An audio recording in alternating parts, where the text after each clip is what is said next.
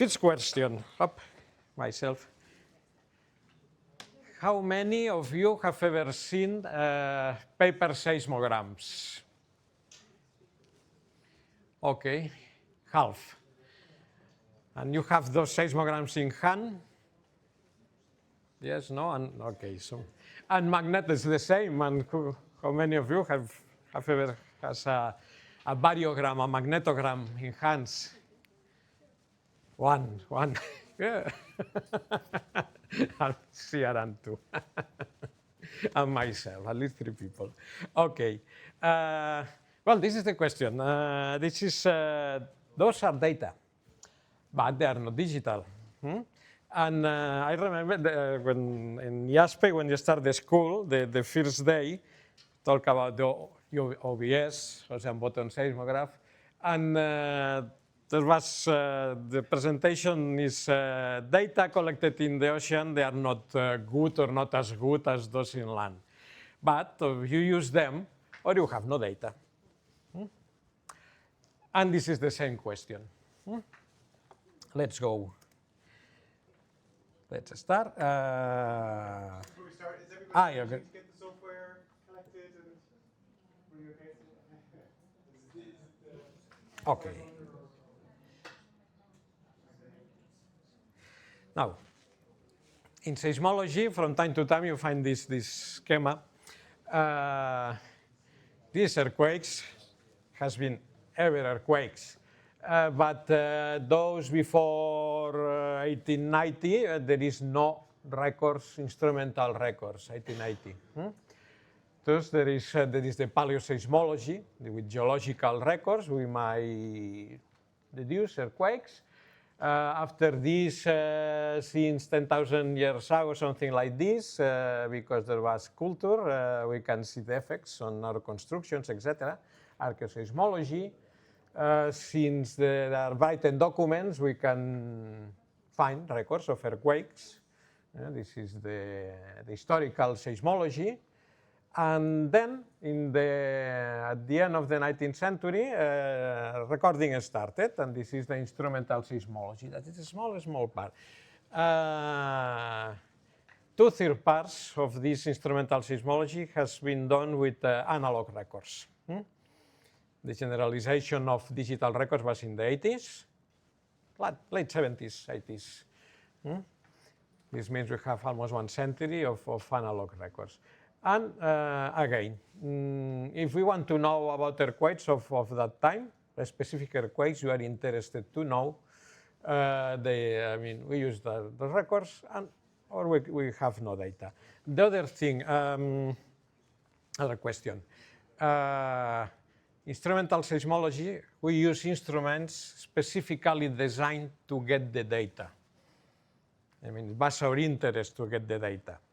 Historical seismology, archaeoseismology, paleoseismology, we get the data from proxies, let's say something like this. We can do the job, but they are not data collected expressly. There is a difference. Well, just to comment this. We get the data with instruments at that time, different instruments, Boshomori that works with smoke paper, a Milne, the glorious Milne instrument. It was not recording in a drum, surprise. It was recording just in a strip of paper. Why? Because when they designed the instrument, it was not clear to them how to have a drum and recording in a drum. Seismology at that time was empirical. And instrumentation was trial and error. You can find really funny things because they were trying. In 1880, they don't know exactly what they have to record. How does it look, the ground motion? They don't know, mainly for technical reasons. You cannot have a strip of paper running at 2 meters per second or things like this. Even how to turn a drum, you need clocks. This also was not so new, etc. Talking for seismology, magnetism is the same. The question, magnetics ran a little bit before. In 1850, you have already magnetograms. They start to know how to record. Since there is photography, it's a technical problem. When they have photography, they were able to record the magnetic field, and it was much clearer what they were recording. The data, declination, inclination, etc., is more or less the same that we are recording now. Okay, and the classical Becher instrument, an inverted mass. The papers were, well, we will show the photography of this instrument. These are recording instruments, mechanical. All this works just with clocks. It is very clear here. You see, well, it's very clear. You see here the box with the clock, spring clock, moving the instrument. And also we have electromagnetic, since the beginning of the 20th century, electromagnetic instruments.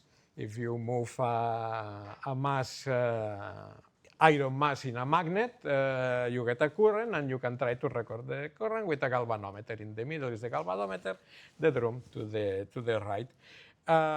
This evolutioned. This is the venue of instrument deployed in the WWSSN NICWOR in the early 60s.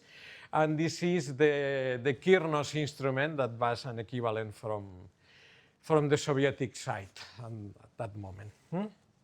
All of them, they make the record in photographic paper. Okay. And the records look, as I told you, this was a trial and error, look very different. This is a record of Milne. This is making Coimbra for an earthquake in 1909 here near Lisbon, in Benavente, just at 20 kilometers from here, magnitude 6. This is the record in Lisbon. This is the same record in Hohenheim with a Boccio Mori. See, these lines are the time marks, and there is the record. We cannot see almost anything, but it's there. This is the same record in Munich. It looks much better. This was made with a bigger instrument. It's already annotated. You see the record with the lines. Look that the time marks are different. Here they are marks, here they are gaps. This record is from Leipzig and is the same instrument, but the problem have no original, but there is a publication with the record, and it's possible to try to use. The idea is we need the data. And this was made in Ebro Observatory, that is halfway between Barcelona and Valencia, Tortosa. The same record, but they look really different because the instruments, they look really different.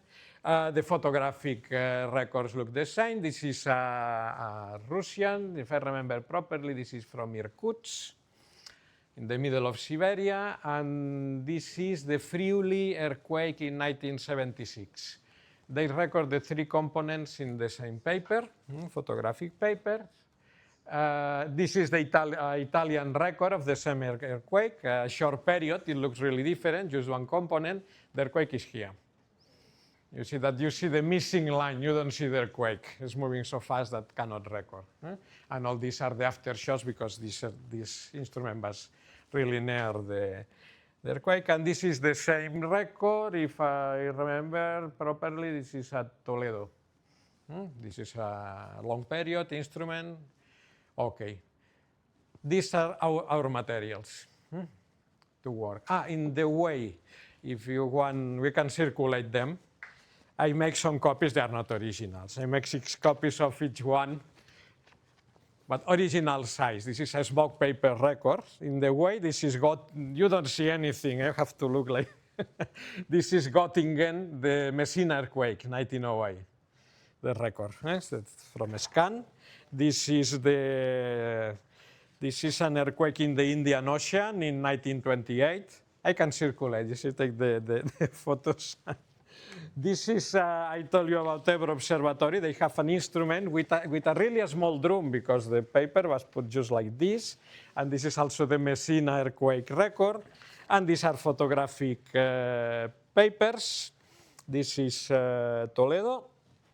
This is an earthquake from Albania in 1969, if I remember. And this is also, I think this is from Porto. A record of an earthquake of 1969. People of seismology remember that in 1969 there was a magnitude 7 and in the Gulf of Cadiz, in the south of the sea, in the south of Portugal. This is the record of one aftershock. The main shock, you should see the polarity, it makes fuck. The record is finished.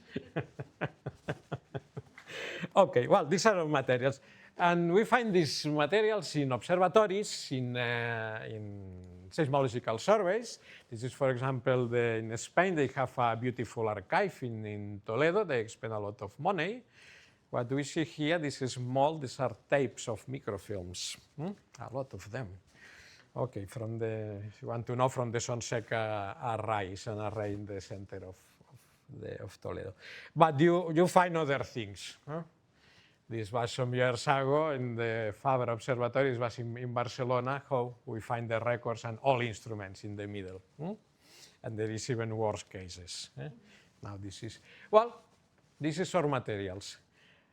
And we want to work with these materials. What do we do? These are unique, well, now we have copies, but these are unique documents. And let's see, if we are able to digitize them and to work with these waveforms, we can obtain results. But we have to pass from the paper to the digital format. When we have the digital format, we have programs. We have a lot of tools. Well, we take the box to a place, this ad hoc. You see the photographic like those records. First take a little bit the dust, and we scan them. Normally we use roll scanners. Let's see the good way. For example, with magnetograms is easier because normally they are smaller in size. It's dangerous, the roller scanner, because it might break the seismogram.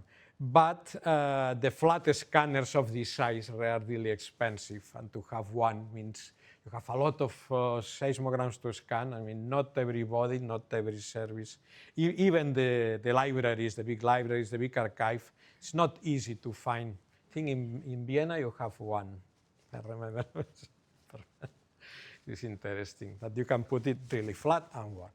Well, the thing we protect, you see that there is something here. We take a plastic called Miller. People from graphic arts, they know.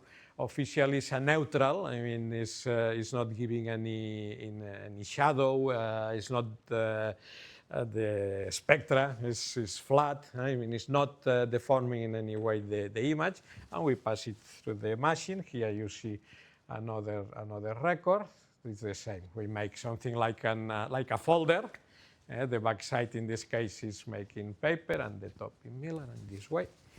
And it works properly. For example, in Barcelona, we already scanned 100,000 seismograms, and we never have an accident. Okay. And we scan, but how we scan? What can we see in a seismogram? This is a seismogram from an earthquake in 1923 in the Pyrenees, recorded at Barcelona. This is, look, this is 1.5 centimeters in the original record. In the minute marks. That's all. Here we see it. Okay. The question is, for example, if which is the density of scanning for magnetograms, for seismograms? And here, this is the same image. This part is just this part here, not this. Forget this, just this part. This is make at 1200 dpi. And if you look, if you've got good glasses, you can count the pixels here. You see here the gradation of pixels, the number of pixels in the image. The question is, we don't need more, and this right now 1200 dpi is a good density. I mean, almost every scan give it. And we see that this trace, it has something like 8 or 7, 8 pixels wide. Means we don't need more to define the trace. We don't need to scan to more than this density. And another thing here, these small oscillations, what we see also that we have a limit of definition, but it's not given by the scanner, it's given by the original record. This is a swing of the record, another, but you cannot separate. This means for smoke seismograms with 1200 dPa is enough. For photographic, that normally thicker, the line, sometimes, many times with 600 is enough. But well, for security, can scan. Main problem, this scan at 12,000 dPa is 400 megabytes. It's quite, the computers advance very fast, and now it's not difficult. But just 5 years ago, to manage these images was a little bit. But in 5 more years, probably this will work properly. Okay, this is the first thing. Let's see, probably in your life you should not do this, but it's interesting to know when you get a record. The other thing is to keep the records. Right now, the best format is the TIFF format, that we know there is no deformation. Any JPEG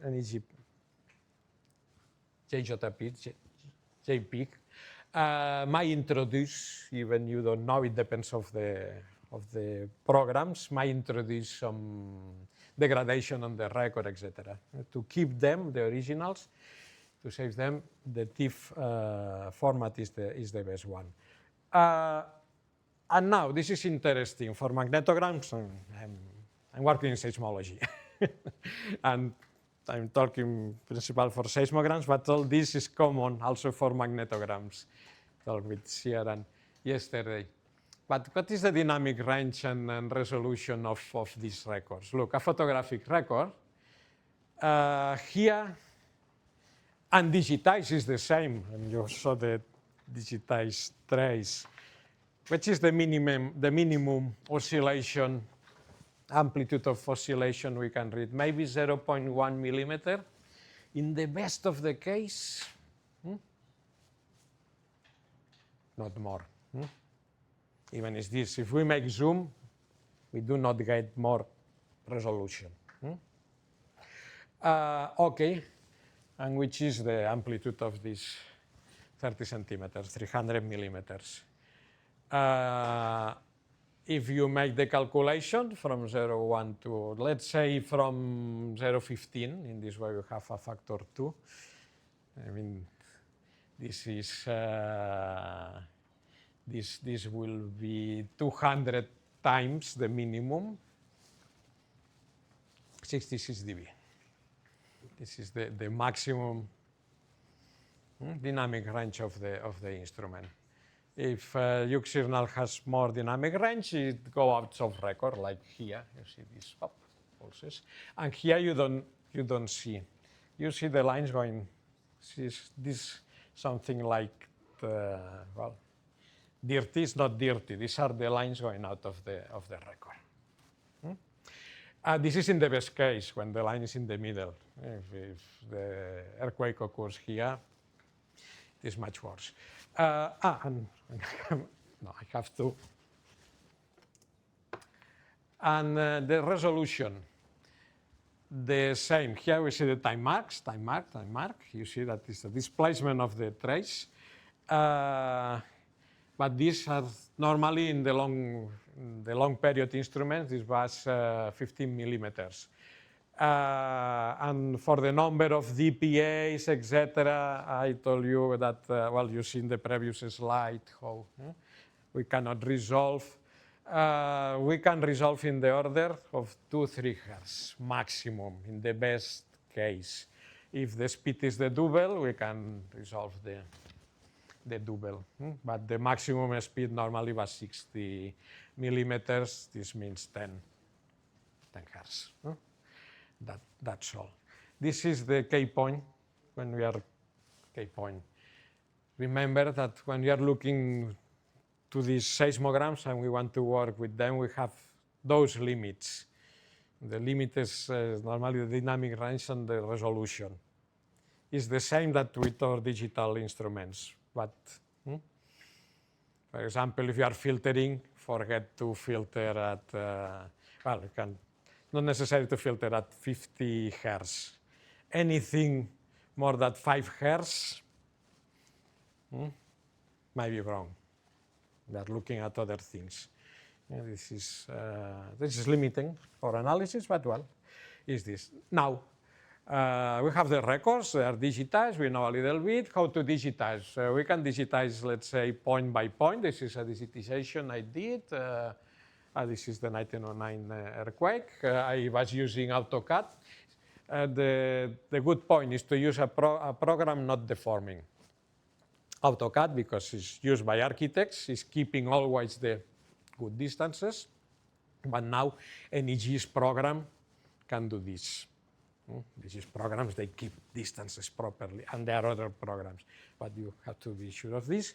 They are more automatic systems. For example, Italians, Istituto Nazionale di Geofisica, develop a program called Teseo that you can digitize point by point, but you can use Bezier curves. Bezier curves, you put anchor points and you see the trace, the forming, and you can follow just with few points your trace. It's a semi-automatic. Or Rafael will show you how to use it, the Digit6 program. In fact, it's using image processing, and I mean, it's near the pattern recognition. In some moments, it's not exactly, but for example, this is the seismogram, but it's the inverse, the black at the trace in white. And the program is assuming more or less automatic. We have to help the program to say this is a time mark. This is nothing. This was in the record. But and is this the true signal some way? I mean, there are different programs, and this is progressing. Right now with pattern recognition, machine learning, etc., this is progressing, and maybe some of you might help to the progress. But not always is possible to use these programs. For example, this is the record. ONI is a station in Georgia, in the Caucasus, and this is the Kirnos record. There are the three components. The middle component, there is a lot of small issues to know. It's not a problem with the galvanometer. They did expressly to have the galvanometer in the center working at low level, the light, to make clear the difference. Anyway, the top and the down components, I mean, to follow this for any program automatically is not, right now, I mean, it's not a problem not solved. In a specific case, each case, maybe you can find the solution, but we have no general solution. It means if you are interested in this, you should go by hand. Other cases, this is microfilm. From the 50s onwards, there was a system called Develocorder that directly record. Here I think there are 16 traces, looks like reflection seismology, 16 traces of short period instruments. I mean, it's running in the ways, it's running from left to right. Here, because there is the earthquake, we don't see anything, but also to separate the traces of the different. I mean, it looks like our screens right now when we look at the programs. We have all the traces, but we cannot separate. We have the decoding tool. We have not the decoding tool. This is the main problem. It looks the same, but we cannot separate. Well, when we have these problems, and this even is much more funny. This is from Irkutsk again. It runs, in this case, it runs from right to left. What happens here? One, the other. The two components are in the same paper, one on top of the other. They do this in 1912 to save photographic paper. At that moment, this was expensive, and I mean, you should do it almost by hand. You have to take the sheets of paper and put the information and after.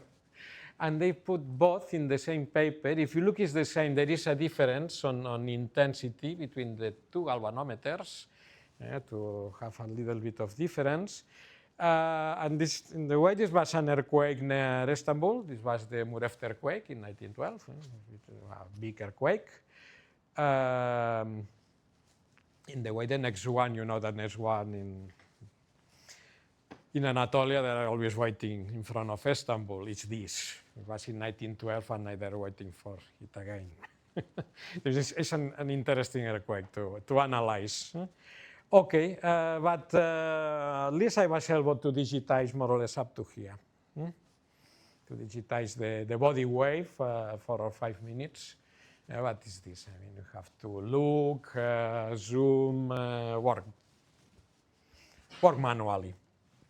This conclusion, it takes time. If you want to publish, you need to publish in the next 2 months. Do not start one of these works. It takes a little bit more of time. Okay, and these are but we can digitize. And I show you there is a lot of inhomogeneity in the seismograms. In the magnetograms, it was not so big, the problem of inhomogeneity. There are, but there was the starting of the century, there was the ADI systems and the German systems, very few words. And you have two different, and they are more homogenized. But in seismology, we have some global NIC words that was that of the British Association, the Milne instruments, but the record was so poor. You see an example of record. And then they are not official networks, but there were some popular instruments that you might find around the world. This might help. For example, you can have all the records of the same instrument. One of the Boshomori. The magnification was low, but this means that they are good for big earthquakes because they are not saturating. The Vischer, and the Galitzin, that was a photographic instrument.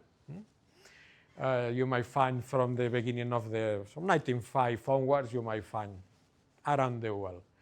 And the real unification comes in the early 60s with the worldwide standardized network, seismograph network, paid by US to see the nuclear explosions of the communists. But you know, this was a network of 110 stations all around the world. The American well, let's say, not the Soviet one. But I mean, from this moment, seismology, this is because seismology progressed fast from the 60s, because we have a lot of seismographs of good quality, and it was relatively easy to access them. But the Soviet countries, they have something similar. We normally do not talk so much. That was the official translated, the United Network of Seismic Observations. It covers a big space. It covers the whole Soviet Union, China, Vietnam, Mongolia, and in Europe, it covers up to Potsdam. There were Soviet instruments, that Kirnos instruments in Potsdam, in Leipzig, in Prague, all that countries. Means it covers a big part of the world. The same, it was a good network. I mean, compared with everything, it was comparable, the quality of the records. It was thin in a different way, that one, but for example, the Russian seismograms are preserved. Tomins near Moscow, there is the Central Archive of Russia. At that moment, they are not so easily accessible, but I know that they are working also in scanning and digitization of documents, etc. All this, I'm looking for the time, maybe we have to change one to another. I show many different instruments, but in fact, there are just 9 types of instruments. This was, for example, the Galitzin. You have 2 wires holding the pendulum like this. Was for this, it's called the the horizontal pendulum. This was the Byzantine, is just a rod. For the vertical ones, this was the Becher, the Wood Anderson. Well, I mean, all the instruments you can reduce practically to 9 types. I mean, it's not so difficult. And the other thing, the equations are always the same. It depends just on the dimensions, which dimensions you take, but you can use all of them with the same equations. This is good. I mean, we have not a different equation for this instrument, etc., etc. But we digitized already the seismogram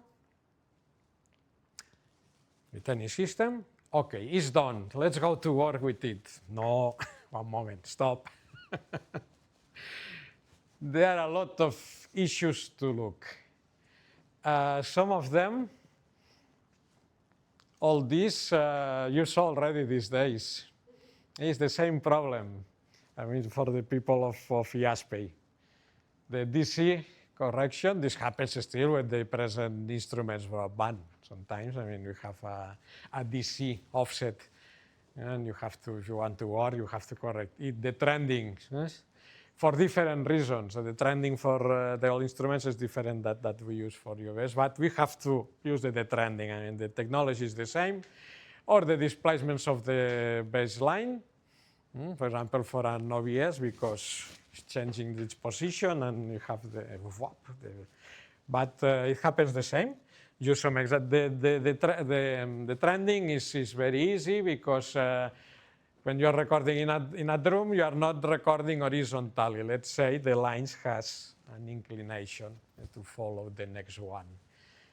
In magnetograms, normally you have used the day in one. I mean, you don't have this problem because you have the, but in seismology, the drum is moving, or the pen, whatever, and I mean, in fact, not moving like this, it's moving like this. Okay, the first use is that we have to the trend, but this is easy, and there are programs. I don't need you go to GitHub and you find the programs.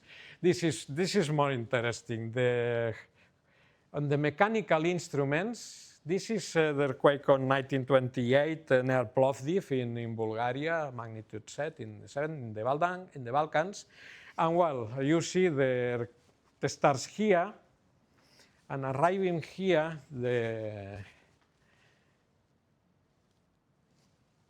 it happens this.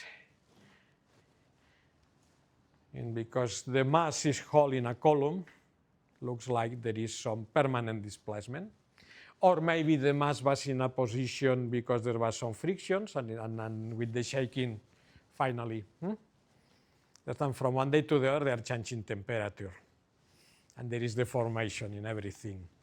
But for frictions, your mass continues continues at that place. But when it changes the position, when there is the shaking, finally it goes to the new position. And you have this. In some moments, this is moving and it continues here. This is a clear change. How to manage? Well, is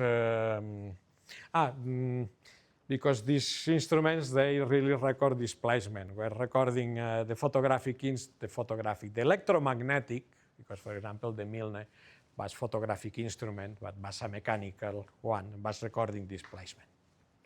The electromagnetic instruments, they record speed. And the speed, normally we don't have. You have not a change of the baseline. We don't change the speed of our recording place. Start to move. I mean, you cannot see this in for example, here's an example from 1988 from the Japanese. This was from accelerograms. In the way, someday you need to work with a record and you find things like this. Look for people of strong motion. The people of the accelerometers has a lot of problems like this, even the new ones. And the people of strong motion, normally they can give you solutions of what to when they see. Okay. No, let me go back. As I told you, we have a limit, dynamic frequency limit. This more than 5 Hz. For the instruments, if you have a free period of 10 seconds, I mean, at 50 seconds, you have no signal, almost. This means that in the case that I showed before, maybe just if you put a filter at 50 seconds, high pass at 50 seconds, you can remove this. Because you are not going to use signal at those periods. Well, it disappears in your record. Okay. The never record is bad because the records at that time, they move with mechanical clocks. The mechanical clock, with the spring is losing tension and is stopping. It's the case of this record. These are the minute marks, and you see arrive one moment that it starts to. There is a change. If you look, all the minutes are not the same. And you might have other problems that just is stopping the record for something. But well, just to know. This is a very funny case that it's not exactly this. This is I think 1928 earthquake again. No, excuse me, 1941 Atlantic.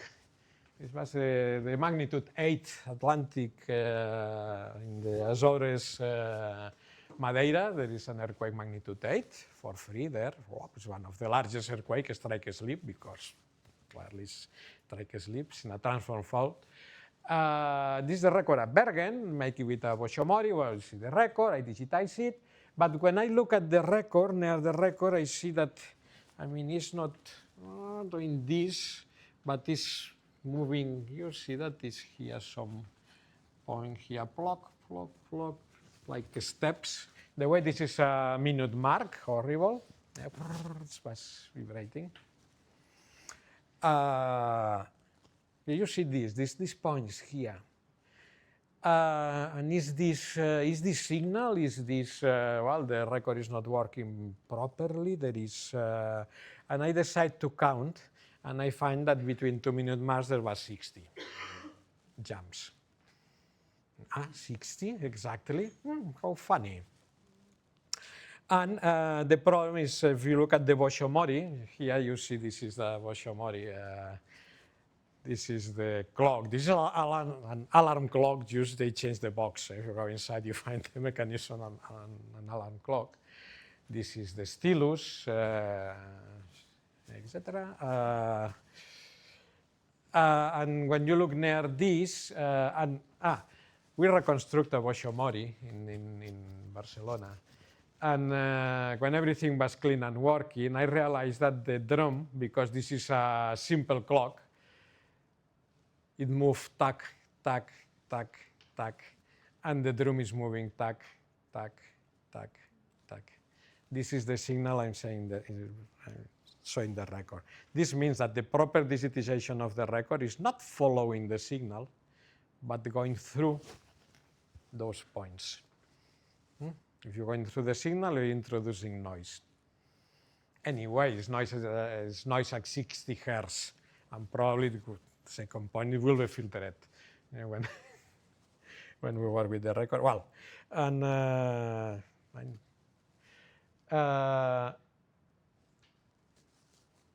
there is other corrections. I talked with all this uneven speed, etc. Normally, you have one record. It has some curvature. If it's recorded with a stylus, using the previous this from Bergen.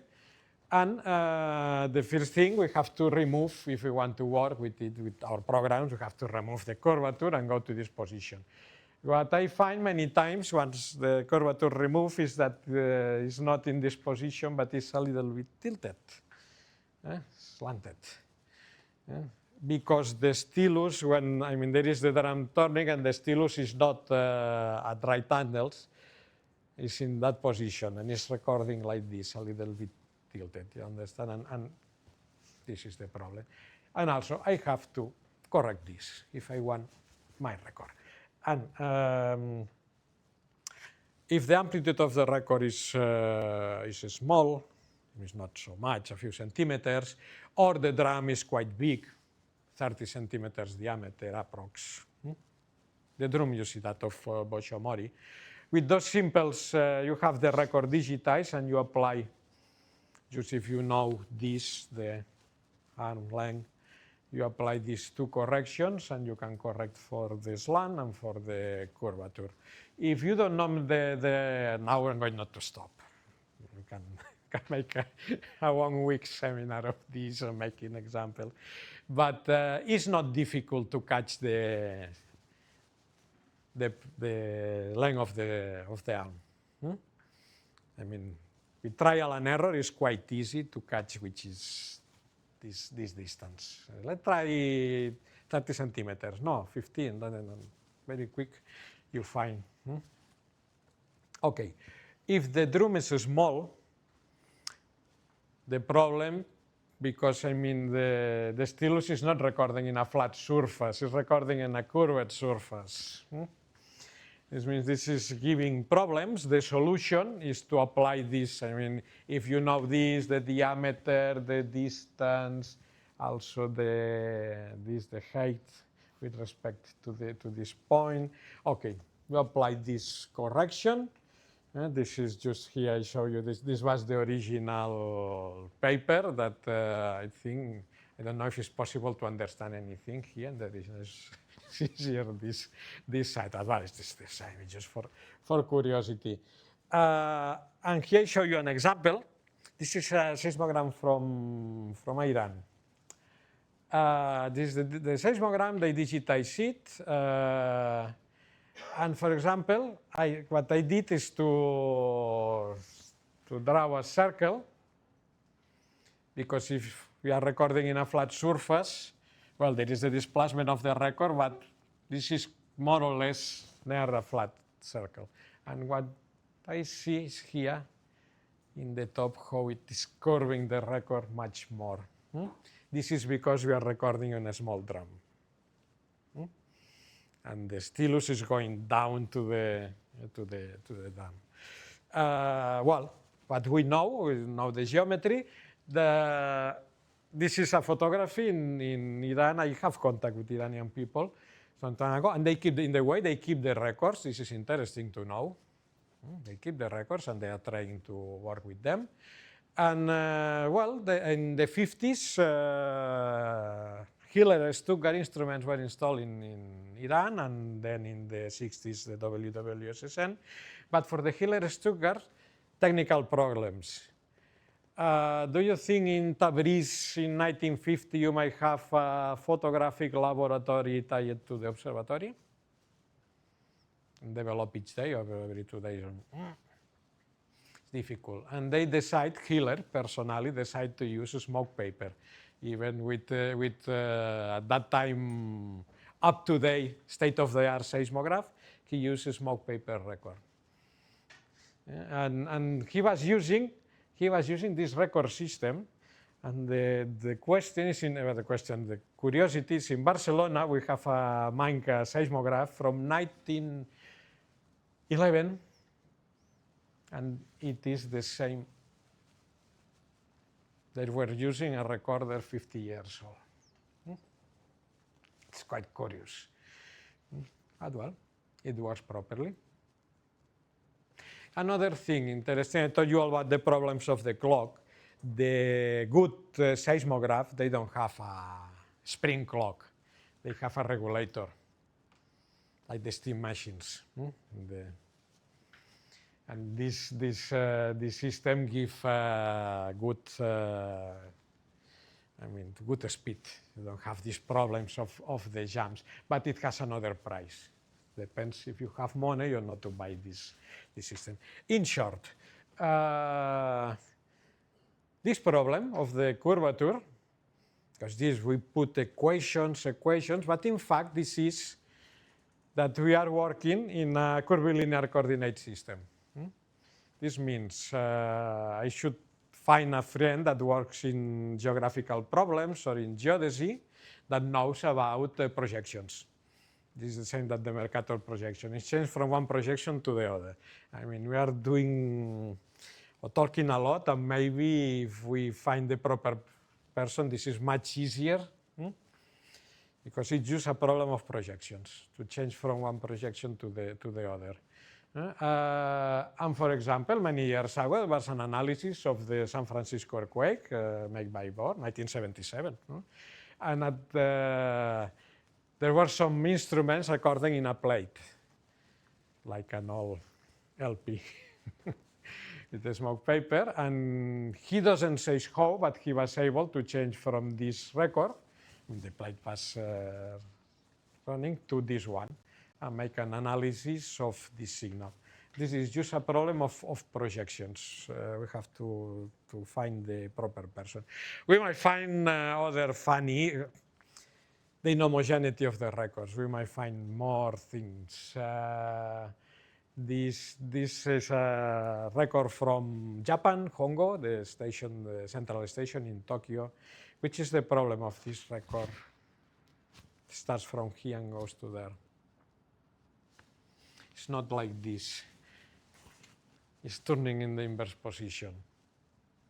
Well, you just have to correct. What happens? And the question, how they were able to do this? Just you have to run the drum in the opposite direction. Instead of have the stylus and run in this direction, if you turn in this direction, you obtain this. It's very easy. For some reason, they were working this way. Well, it's just, for example, I'm using an old Fortran program to correct for curvature, using those equations. And just I changed the length of the stylus to negative length, and it was properly finished. But have to look. Another problem are the correction, let's change, time marks. The time marks, sometimes there is a gap, sometimes there is a jump. Normally magnetograms is a gap, the usual. And here, for example, you see different lines with the gaps, but here, in the record, here there is a deformation, very clear, and here it is 2. But you don't see so much. But in this case, what I can do is pre-process the image. And I take the record and I move. With Photoshop, any program, I move it to the proper position and I can digitize. This is if you need that record. If you don't need it, forget it. Because otherwise, the same, you are introducing noise in your digitization. When there are gaps, for example, these sloop and cisternas, what they did is to use predictive filters. And this example, they have 2 seismograms. This was an earthquake in Mongolia, 1905.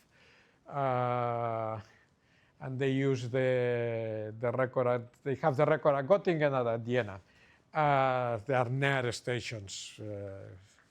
With respect to Mongolia, and they use the record of one with the other and correct. You see, well, the record at Vienna, the record at Göttingen with the gaps, but they were able, it looks quite well. Well, there are different techniques, there are even others. And this is interesting for everybody, for magnetism, for seismology, the absolute timing. But in OBS it happens also, this. Now we have GPS, etc., but what is the accuracy of the timing?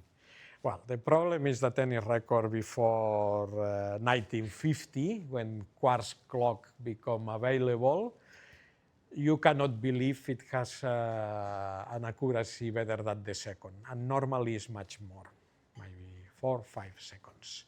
If you are looking, it depends of what you need. But in seismology, normally we need this accuracy. Magnetism sometimes looking for sphere, for it. I mean, you look for the minute. You are not looking for this second and points and tenths of seconds. In seismology, yes. And here I have a beautiful example. This Valle di Pompei in Napoli. This is from the bulletin of the Seismological Society, Italian Seismological Society. Time, how was acquired the time? Il tempo regolato sul colpo di cannone a mezzodì a Napoli. I think there are some people from Italy here. Castello Santelmo. This means at noon, they shot an officer at noon for the people to correct their clocks on the city. I think this is still done in Hong Kong. And now what I can do, I mean, how does this work? This work, and there is no sound, but I think we don't need can put the sound, but it takes, okay, now it opens. Mary Poppins. Remember Mary Poppins? She says, it's the time, it's the time, it's the time.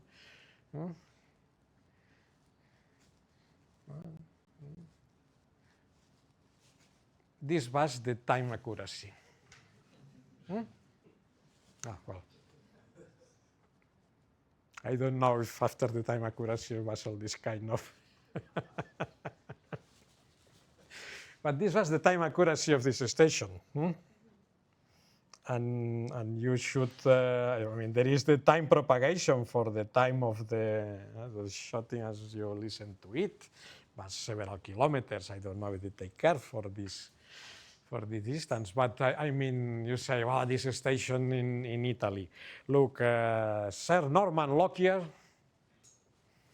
he was the many things. He was the founder of the Nature, the journal Nature. He was the founder and director to his death. But he was a very good astronomer, and he was the person who discovers helium. In 1860, I think 1860, there was an eclipse, and he found lines in the spectrum of the sun that didn't correspond to any element on Earth at that moment. He says, this is a new element that is used in the sun, the name helium. I mean, a very important person, fellow of the Royal Society. In 1905, there was a total eclipse in the Iberian Peninsula, like this year.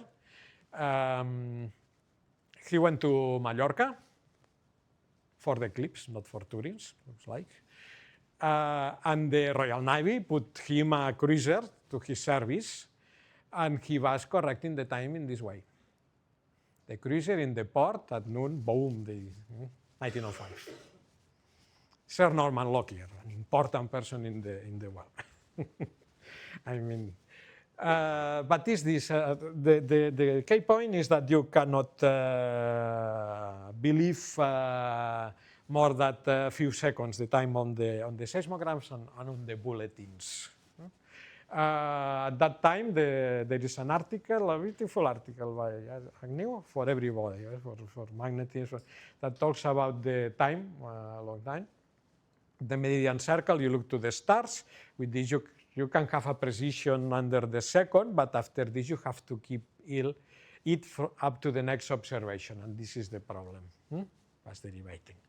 Tabor Observatory, I worked there, is very bad, the photography, but this is a clock. But the interesting, here there is the rod of the pendulum. Here in this, there are bottles with mercury. Why? Because with the change of temperature, with the temperature rise, the rod is dilating, but the mercury also is dilating and going up, and it's compensating. To keep the time. And they say that with this they can keep the second during the day. After 1911, the radio signals start to have radio signals around the world, but at that time it was normal to make a check once a day. And the problem to keep the clocks between checks continue to be the same. And almost I'm going to stop, yeah, and because if you leave me, 4th of the afternoon I will be here. And I left it's a good place because I'm going to talk about bulletins. We can get also interesting data from there. But I stop and I leave in this way. Okay. I see my. So if everything worked out fine, you can open Digitace. If you're on Windows, there might be something weird where you need to start it as an administrator. Hopefully you can do that. I have no clue of why. Just so you know, Digitize has been developed by a team in Harvard, and they use MATLAB to develop it. They don't plan on changing it just yet, but one of the developers will tell me he's desperate to switch to Python in the future, so hopefully it's going to be more user-friendly. But in many ways, next to the many other options when it comes to digitizing all seismographs, that is one of the most practical. So that's why I wanted to show it to you, so that if for some reason you at some point need to digitize an earthquake quickly, you will know this is available, this is very straightforward. And so when you open it up, this should look something like this. And I still don't see it too well. Okay. And from here, we're going to use the file that is provided with the tutorial.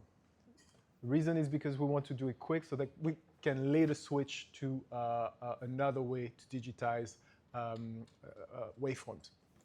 And the reason we're going to do it in two different ways is because if you're doing seismology now, I have no clue whether or not you're looking at earthquakes or not, because more and more people are using the passive wave field to do analysis. That's what I do personally, so it could be for environmental seismology, for tomography, for whatever. So that means that even if you digitize all seismograms, it might be because you're not at all interested by earthquakes, but everything else that is around them. And so in that particular case, it might not be necessary for you to manually digitize every waveform and go through all the struggles that you might come up when looking at every different cases of complicated papers with overlapping traces and stuff like that. But if you do have those problems, overlapping traces, smudges, and everything that Josep was talking about earlier, at the moment, Digitize is the easiest one that you can pick up and quickly have results if you're really in a hurry. Okay, so you can open an image, and hopefully I will find it here quickly. And the one that is provided with a Digitize, hopefully you got it downloaded as well. It's on the wrong screen. Yeah, it takes a little bit of time to open because it's higher resolution-ish, but you should see something that looks like it, where it's converting it to make it more easier to work with. So it's reducing the color depth and converting, so it's a little bit easier to work with. There we are. And you should have something that looks like this.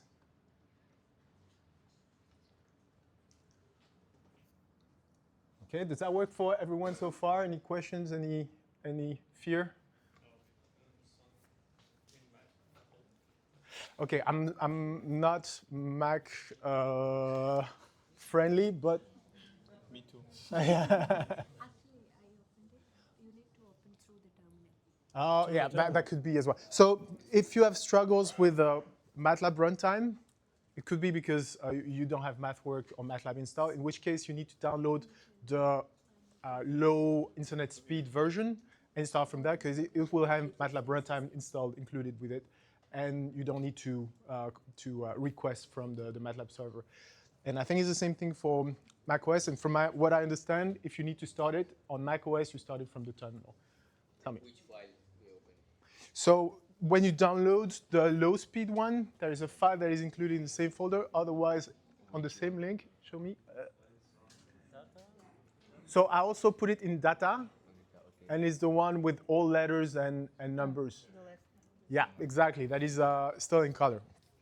And when you open it and it converts it, it should look something like this.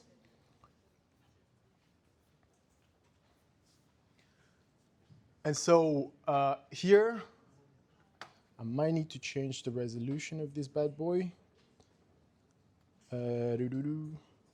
Scale 150. Can you see the text right? I can try to put an even higher magnification.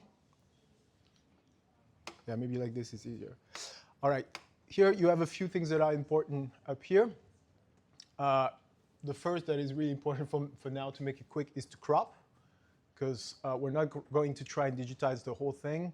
We can start by trying to digitize only the top part, and I think it's double click. Yes, double click in the frame and it will crop it to what you're looking for. You can still go back if you have any issues. We're not going to do it now, but what I recommend if you need to digitize anything, save every single time you make a change, because this is not a traditional software. So you want to save every step and give it a different name. It's kind of an old school approach. And then the second thing we need to do is to tell DigitSafe what time marker we are using. The time markers, if you remember what Josep was telling you earlier, are those wiggly thing going off the regular waveform. So here in this particular case, every minute you had a sample going down by a regular offset. So what we want to do is to tell DigitSafe, okay, the pattern for this time mark is up or down. So if you look up here, you see the blue line, that's the time mark. You can tell it, oh, it's on top, oh, it's the bottom. And then you want to tell it, it's by this many pixels and this many pixels in width and in height. So to know that, because it's not obvious immediately, you need to measure it. The orange one will tell you the width. So it's a click and drag situation. And it's about 40, so you can already tell it the width is about 40. Enter, and you have the time mark offset for the vertical that comes up. Click and drag. You do it twice just to have a good idea what you're looking at. Click and drag. We'll do the average about 110. I also know that it's 110 for this one. And just so you know, when you downloaded DigitSafe, there's also a tutorial that came along with it. All this information, you can find them in the quick start. There's also a deeper manual for more specific cases. If you look at any kind of more complex waveforms, that could be useful. So you give it the information for the width and the height, and all of a sudden you can use classify object. Is it all good so far? Yes, for everyone? Same thing. I would recommend saving every single step. I'm not going to do it right now to save time, but from here, I'm going to classify, and you have another window that will open. Let's say something like this. And that can take a little bit of time.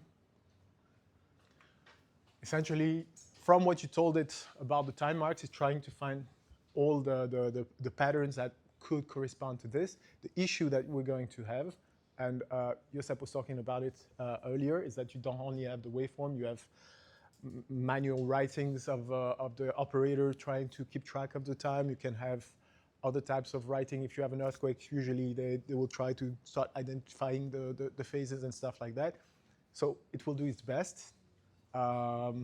This example is kind of a best case scenario where you just have a few handwritten notes and no smudges or dirt or anything, but very often it could be worse. And so the result that you should get out of this should be already quite nice, and that's why we can go fairly fast. All good for everyone so far?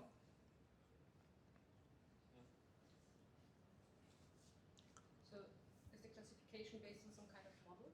Like Nope. it was trained on liquid Nope. data? So I was talking about this with Lauren. A lot of the different teams that are still actively developing for digitizing paper seismograms are trying to implement a lot more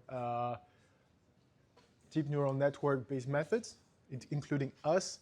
The issue is that every case is so different and the resources for the development of that kind of tool is so limited at the moment that you don't have something that works on everything. And in that particular case, you would have models that are used to determine, especially for overlapping traces and stuff like that. But the few people I know that try to work with machine learning for time mark detection, they did it successfully, but it's kind of useless because you can do it very quickly with basic computer vision. And so here in that particular case, you will see that all the blue marks that you see around here are the time marks that were efficiently recognized. And that's pretty good already. Doing that on another more regular seismogram, paper seismogram like the ones we have in Brussels, there's a lot more manual labor that will be involved. And so I bring your attention to the handwritten notes around here. You typically have someone writing the station that the seismometer comes from, the date, and the components. And usually you want to keep that because it's the best way to keep track of the metadata to connect them later on. And I was telling you about the hours earlier, so you know that you have the marks for every minute. And if I zoom on those numbers here, you will see 15, 16, 17. Those are the hour marks because the waveform starts at, I think it was 15, 18 or something like this. And so the first hour time mark is this one, which is a double gap. Just so you know, there is a lot of diversity in terms of how the time mark works. So what you might find in your observatory might be completely different. What we had on the Galilean instrument that you're going to work on later are not those offsets. It's really a gap.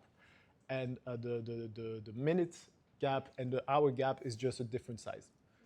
So that's why you need something that is kind of adapted to your case study, but DigiSace works for most of them. So what you want to do from here, and I will let you play with it, is to classify what you have in front of you. Is it the trace in white? Is it something that I can get rid of, like handwritten notes? Or is it a time mark that you would put in blue? And what you will have happen quite often is say, oh, this is a time mark. Surprise, surprise. There's an overlap. You need to do manual labor to split them. When you do that, two options, real quick. Either separate by 1 pixel. Doesn't always work very efficiently, but here it did. Oh yeah, and quickly, when you try to assign, red classify as rejected, blue time, white my waveform. Every time you want to get out of this selection with the crosshair, you just click on you do a right click to get out of it, okay?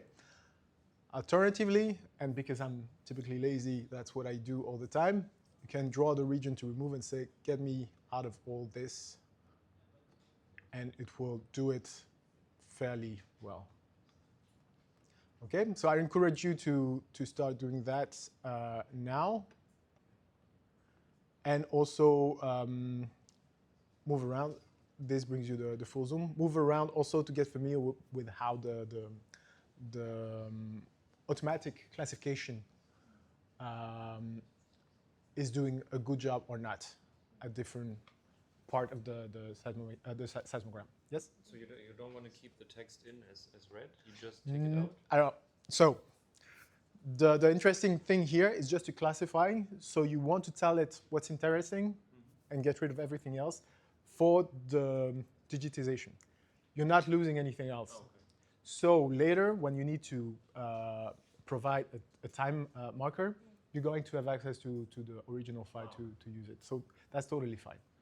So at this point, you want to get rid of everything that is not, anything that is not an actual waveform, including on the edge, if you see those kind of smudgy thingy that are really useless. And at the same time, I want to attract your attention to something that you kind of see towards the end. There is a small overlap between both sides of the paper because the photographic paper was originally on a drum. You have a small overlap on either side. You can see here too. This side, there is a signal not so thick. It's because it's put like this, but the light passed through the paper and is printed on the back side. Yeah, and so the edge where there is the end of the overlap is here. And again, you can do that too. Because I'm lazy, I'm usually cutting off all this in a better way and then properly assigning this is the actual waveform and this is the time mark. Okay? I will let you do that for now. At the same time, for those who are not actively digitizing, you can also take a look at the paper seismograms, because they will emphasize also a few problems that Josep talked about earlier. So one of them is the overlap that we just discussed. The other one is the overlapping traces, because if they overlap, you need to clearly tell it, okay, which trace correspond to which, because you have specific center line for every one of those traces. So let me zoom out. So every one of those traces that correspond to a time has what we call a center line. And so if we have one that is crossing all the other center line to go back up, the software is never going to know when the line crosses all the way to here, that it still corresponds to that center line. So that's the kind of thing that you would have to do manually. We're not doing it today because this is too much work. Another small comment, when you mark on the hour, there are two time marks. And this is here. Exactly.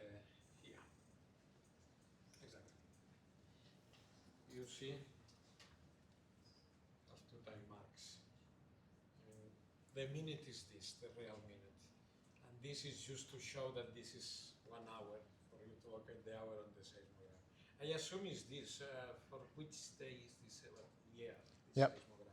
Because in the old seismograms, maybe this is the correct time, and you can calculate it, depends. You should know from the station. That the clock is giving the hours and the minutes are giving in another way. But these are the minutes, and this marks that this is the hour. In this case, looks like a 0. Yeah. And while you're still busy, I also want to attract your attention to that kind of problem. So here you have a handwritten note that is mixing up with a time mark. And again, automatically it's never going to work. Typically with machine learning, the approach that we have is that we kind of do a separation before the conversion, the original conversion to 8-bit or even to 2 bits. So here we convert only to 8-bit before, after opening the file, but you can do a filtering before you open the file where you use the color or the different patterns where you recognize handwritten patterns. There's a lot of different ways to extract smudges, handwritten notes, and stuff like that, so that when you reach the point where you convert it to this simplified image, you get rid of a lot of those biases already. And so in that particular case, if you want to go fast and you don't have the required tool yet, you would have to try and understand, okay, this is my time mark. I want to exclude everything else like this, everything else like so. And then it understands, okay, this fits the pattern that I'm used to. This is my time mark, but you would still have to go and clean up everything else. And normally you would have gone through a little bit more cleaning in details. And quickly you can get rid of everything that is selected as red and tell it everything else is useless. So get rid of it, and you will see that those red dots are gone. You can still keep going. You don't have to do it only at the end, but that makes it easier for you to move around, because the way the code is written is not optimized to move around like you would in Google Maps, where you can have the tiles rearranged automatically. Okay? I'm going to skip on this, but typically after you close this, I hope you realize how time-consuming this step could be. But at the same time, if you're looking at an earthquake or any active source that you want to digitize, could be an explosion, atomic bomb, anything like that, that's kind of the most critical step, because then you can have a clear start of the waveform to clear up the overlapping traces and everything else, and properly identify the time marks and stuff like that. And so I'm not doing it today, but I really want you to keep in mind if you had to digitize an earthquake or anything active source, that's why you would spend a lot of time and not waste time, but actually improve the quality of what you work with afterwards.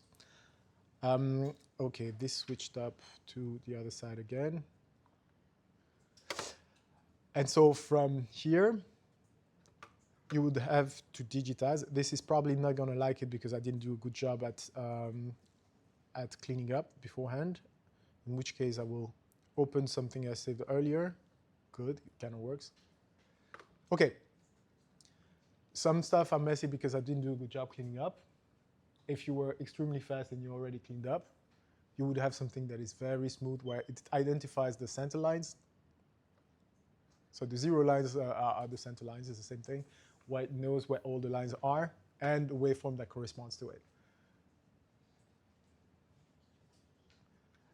You still have some zones where you would have problems and gaps, of course, because if you have a handwritten note right on top of your trace, you can do your best. You're going to have some losses in the process, or sometimes you have actual gaps in the recording. And so in that particular case, you can go and correct it depending on what you are doing. I'm not going to go and do it here necessarily because it's time consuming, but essentially this would look like going back to what we were doing earlier. And this is why you want to do a very good job at the cleaning up beforehand, because if you didn't, you're going to have those crazy handwritten notes coming back to bite you, and this is a lot harder to tell it, no, this is still my waveform, and you forgot to use it. And so it's not going to like it because I'm brushing through, but I'm going to try it anyway. Tell me. If you had this now in this step with the yellow boxes, could you just go back to the previous step and then clear that? Very good point. So this is how you learn how much time you're supposed to spend on the first step. You can always go back. Oh, okay. So here, if I was lazy at first and I realized how bad of a job I had done at digitizing, for example, this center line that is not supposed to be here, I could go back and decide, you know what, let me do it again. And you have the other pages opening up in the wrong side, yes. And you keep going and decide, okay, let me remove this, for example. But I still recommend saving every single step. I'm not a big fan of MATLAB, and sometimes the way it deals with cache, for example, is kind of murky, and sometimes it saves if something crashes, which happens often. You don't really know what you're going to get when you come back. Ah, come on, man. There we go. There we go.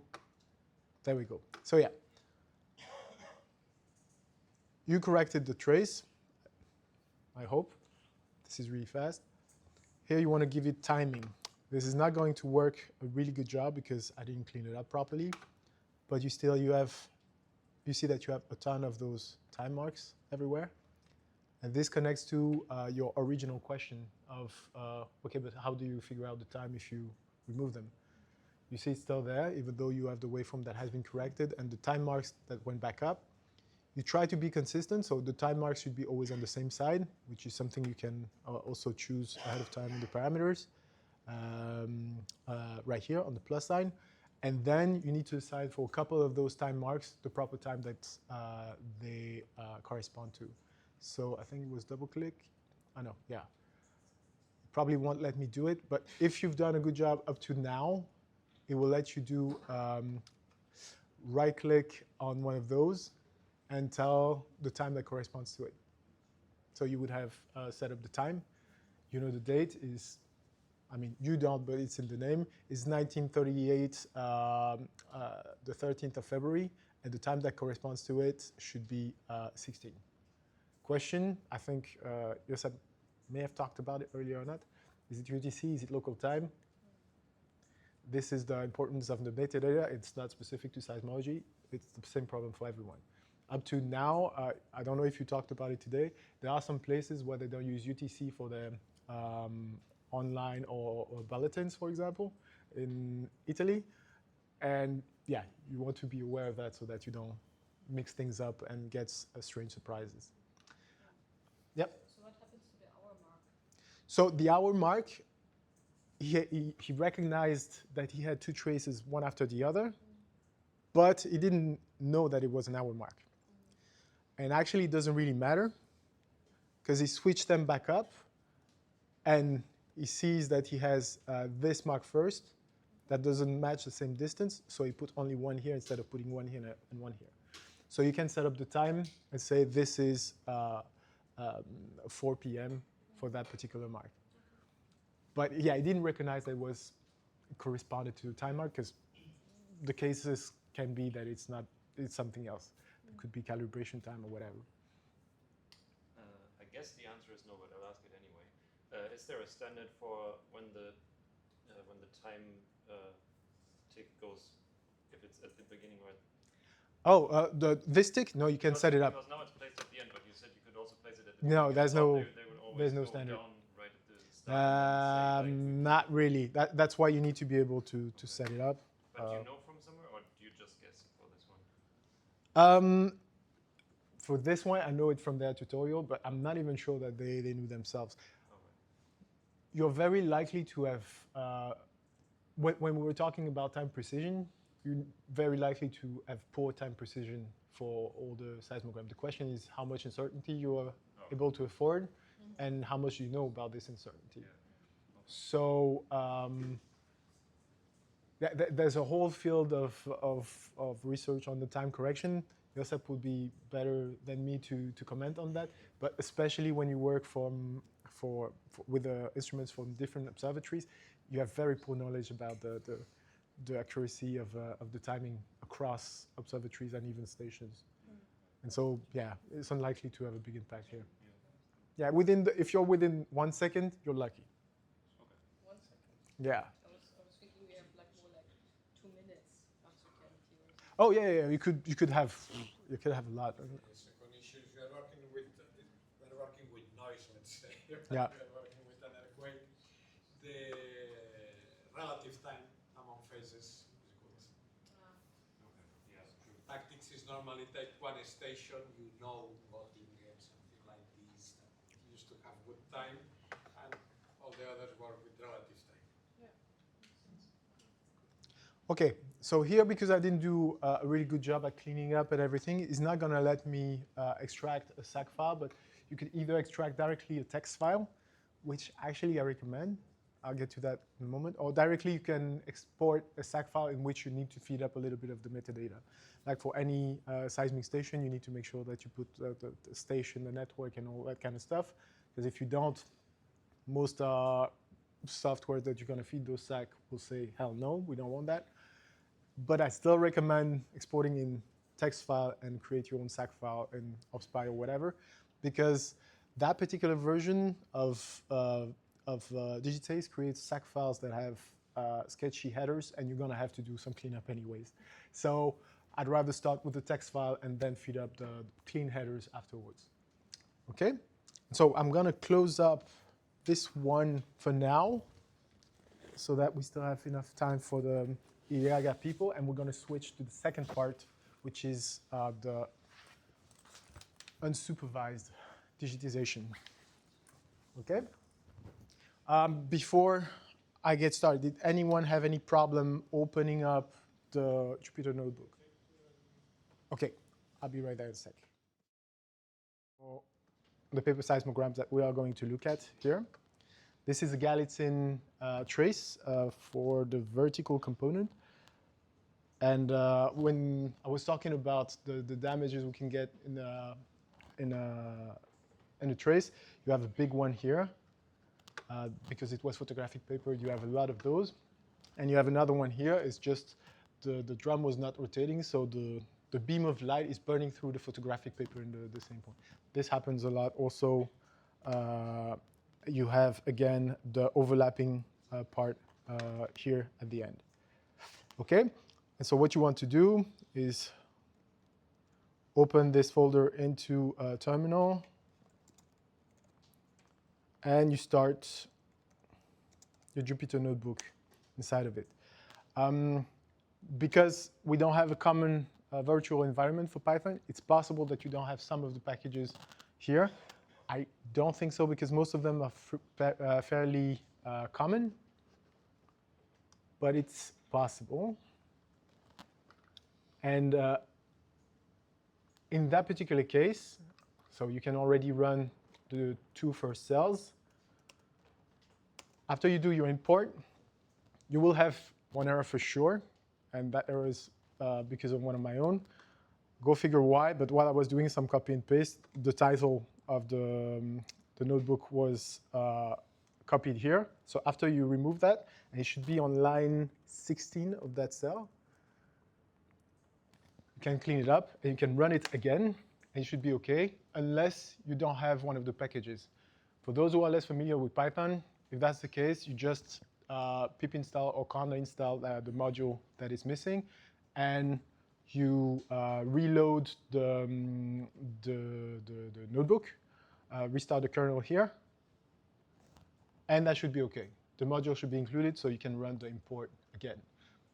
Is it OK for everyone so far? It's very likely, I think the only one where you should have an issue is maybe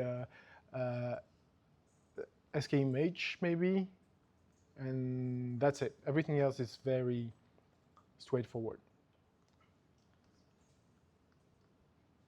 PIL as well. Everyone is up to this point? Yep, OK. So what we are doing is reproducing a published work on what is called a big flood. It's a storm surge that impacted Belgium, the UK, and the Netherlands in 1953. So there was a massive storm that caused a surge, and because especially at the time, there was not the right strategies in place to prevent that kind of event from flooding the area. A lot of land was flooded very far deep into Belgium, and that's what triggered a lot of the strategies that were built in place in the Netherlands especially. Belgium was a bit later, so we only recently started to implement the strategy that was put in place, or decided back in 1953. But what we are looking at is not an earthquake, because we're thinking about the ocean, we're looking at the microseism. And we are lucky that at the time we had several instruments recording in Brussels, including the Gallatin, which was sensitive to longer periods. While we had a VCAS massive 1.3 ton instrument recording in high frequency, that one was for teleseism and stuff like that. And the response of the instrument, we'll see it later, is specifically sensitive to the primary and secondary microseisms. For the Yaga people, so oceanic waves generates seismic source on the sea floor, and that sea floor propagates to the land. And so all the seismograms, seismometers everywhere around the world are recording noise generated by a ton of natural and artificial sources, but the dominant one is the ocean, and we call it microseisms. And we have the primary and secondary. The primary the secondary is twice the frequency of the primary microseism. And it's always the same. It's always more or less 7 seconds and 14 seconds. Okay? And so we're interested into that because this gives us a way to quantify and to track the energy from the ocean in the time leading up to the big flood. You might say, well, what's the point for seismologists, or not yet for the Yaga people, but maybe in the future. What's the point of looking at the ocean? The point is that back then, they didn't have any of the modern tools. There was no satellites. They had kind of buoys, but most of the observation that they had were not quantitative observations. There would be very skilled fishermen very far off land or from land observations. The only quantitative observations of the oceanic climate for the entire 20th century are stored in paper seismograms. There is no other source of that information. So every time we do analysis of the impact of climate change on the oceanic climate, the impact of storms, the frequency of their storms, their intensity, anything like that, they are using satellite data, mostly that are starting from the 80s at best, the late 80s, most likely from the 90s. And the only way we can improve the models that they've built using those satellites is using seismic data that are stored on paper. So that's why this is relevant. Okay, so we reach points that are more technical, where we are just opening up one of the files.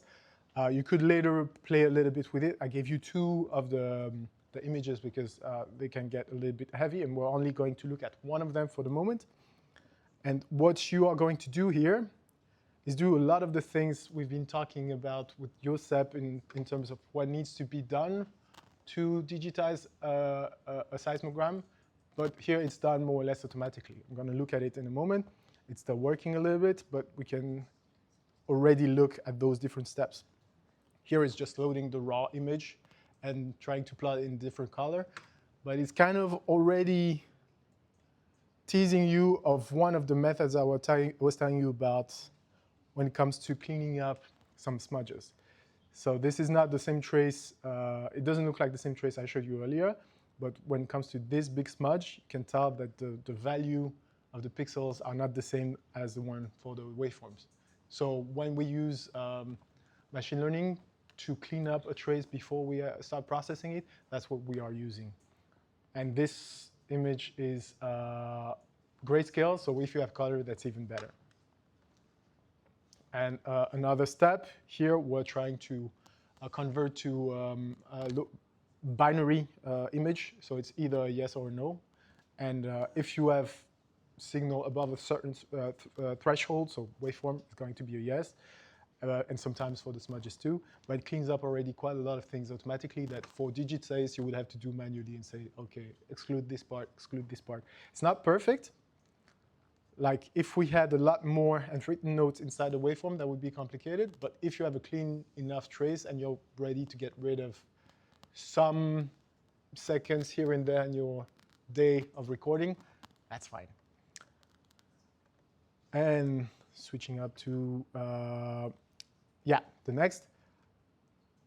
We're clearing up a little bit some of the parts where we are not trusting too much what we see. So for example, what I was telling you with the handwritten notes. So you're losing some parts, if you look here around the mouse, you're losing some bits of the waveform, but if you're ready to lose that, it's fine.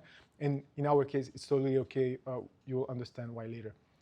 You try to have the center line level, horizontal. So if you remember, Josep told you that the waveforms are not recording perfectly horizontal on the trace. It's always going at an angle. You correct for that. And then you try to identify individual segments that can be put together. So all this has been done automatically using simple, basic computer vision. There's nothing crazy impressive. And then you can, it's done automatically again, label every segment that has been done. Okay. Going back to the Jupyter notebook. So these are all the figures we looked at earlier. And when I was talking about unsupervised, I was talking about the computational part, but it's not exactly true because in that particular case, you have to manually connect every page with the start time. So like I said, every page has the start time written on it by the operator. We have a habit when we save the files that have been scanned to put that start time in the name of the files. So we have a level metadata in the file. Not everyone has the same strategy. So sometimes you need to look at the image that has been scanned to do that connection. Lucky you, we've done it for you already. And so every single file for that time before the big storm, the big flood, has been associated with the start time of that particular image. And that's important because later on, when you do the time mark correction, you need to know where you start to eventually propagate the time along the trace. Okay, and so this is done here fairly automatically. And you could here already save the waveform that you have. So you have an actual waveform that is in the unit of the pixels on the page, and that is time corrected. But if you want to do most type of analysis, you still need to do a restitution to have that in terms of ground motion. So this is what is done later on. We didn't go too deep into it earlier with Josep, but we can go back to that later when we have the time, but we always find the parameters of the instruments in the seismic bulletins for every instrument that has been operating everywhere. It's not always the official bulletin. For Belgium, for example, we had the official station of Brussels called Int'l that was in the bulletin that you can find in the ISC. But we had other stations that were not shared publicly, for which the bulletins are private. We have them now. We're trying to make them public, but you know that this kind of situation can happen. And so you have the different parameters that you need to start with. In the bulletins, you usually have also the equation to do the restitution. Here will be done automatically with this function. And you have here the amplitude spectra for the Galilean instruments, the vertical and the horizontal. And if you remember, I was telling you that this one was particularly ideal to study microseism, is because you can see that the top of both types of instruments are in the primary and secondary microseism. That was not by design. It was actually a problem at the time. You see a lot of mail and papers from the seismology service of the observatory at the time complaining about, oh yeah, there was an earthquake, but at the same time a storm in the ocean prevented us from having the cleanest signal. But for now, this becomes positive because we can do more with those old data sets. Okay, I did a little trick where I provided you with the vectorized and restituted trace for the whole period already in the data folder. So it's the 1953.phz.miniscene. So you could load it from there. So even if you didn't want to do the very automated part before, that works only on 2 images that I provided, you could load from here the whole period that is available. And you see that we go from the 15th of January until the 16th of February, so a little bit before, a little bit after the big flood. Okay, and what I want to do here is to start looking at the spectra of the whole period. The reason is I want to know, okay, we have an instrument that is sensitive to the microseism. We have a big storm that happened in that time period. Did it record the big flood, or at least the storm that happened just before? And here we did a little bit of a trick, because we know that there is an ocean model that is computed by the WaveWatch 3 group. So WaveWatch 3 is the ocean model that is used for the significant wave height and the wind pattern analysis. It's possible to download directly from there. I think I put the paper that can help you do that. And there's also a Python module that can help you with that. Here, the idea is to compare the actual observation of the microseism in the Galilean trace with the model, keeping in mind that the model is not based on quantitative data, because at the time there was no satellites, there was no, not a big pool of buoys everywhere around the ocean to provide actual data. They still have relatively decent results, but essentially they are propagating with qualitative data starting from 2001, going back into the early 20th century. But this gives us a good first order comparison between the two. Okay, so this is the spectra of the trace that we have. You see that we have a bunch of gaps. Is it a big problem here? Not really. It's not like if it was just on top of an earthquake that we are interested in. So we're still using that to compare with the ocean model. So we are loading here the file of the ocean model. This ocean model is not the typical product that you have immediately from WaveWatch 3, because WaveWatch 3 is a model of the ocean. So from that, you can generate the source that is going to happen at the seafloor. You still need to propagate that. It's complicated. It's usually using mostly Rayleigh waves, and it's only focusing on the secondary microseisms. Still the dominant part of the microseisms, that's okay.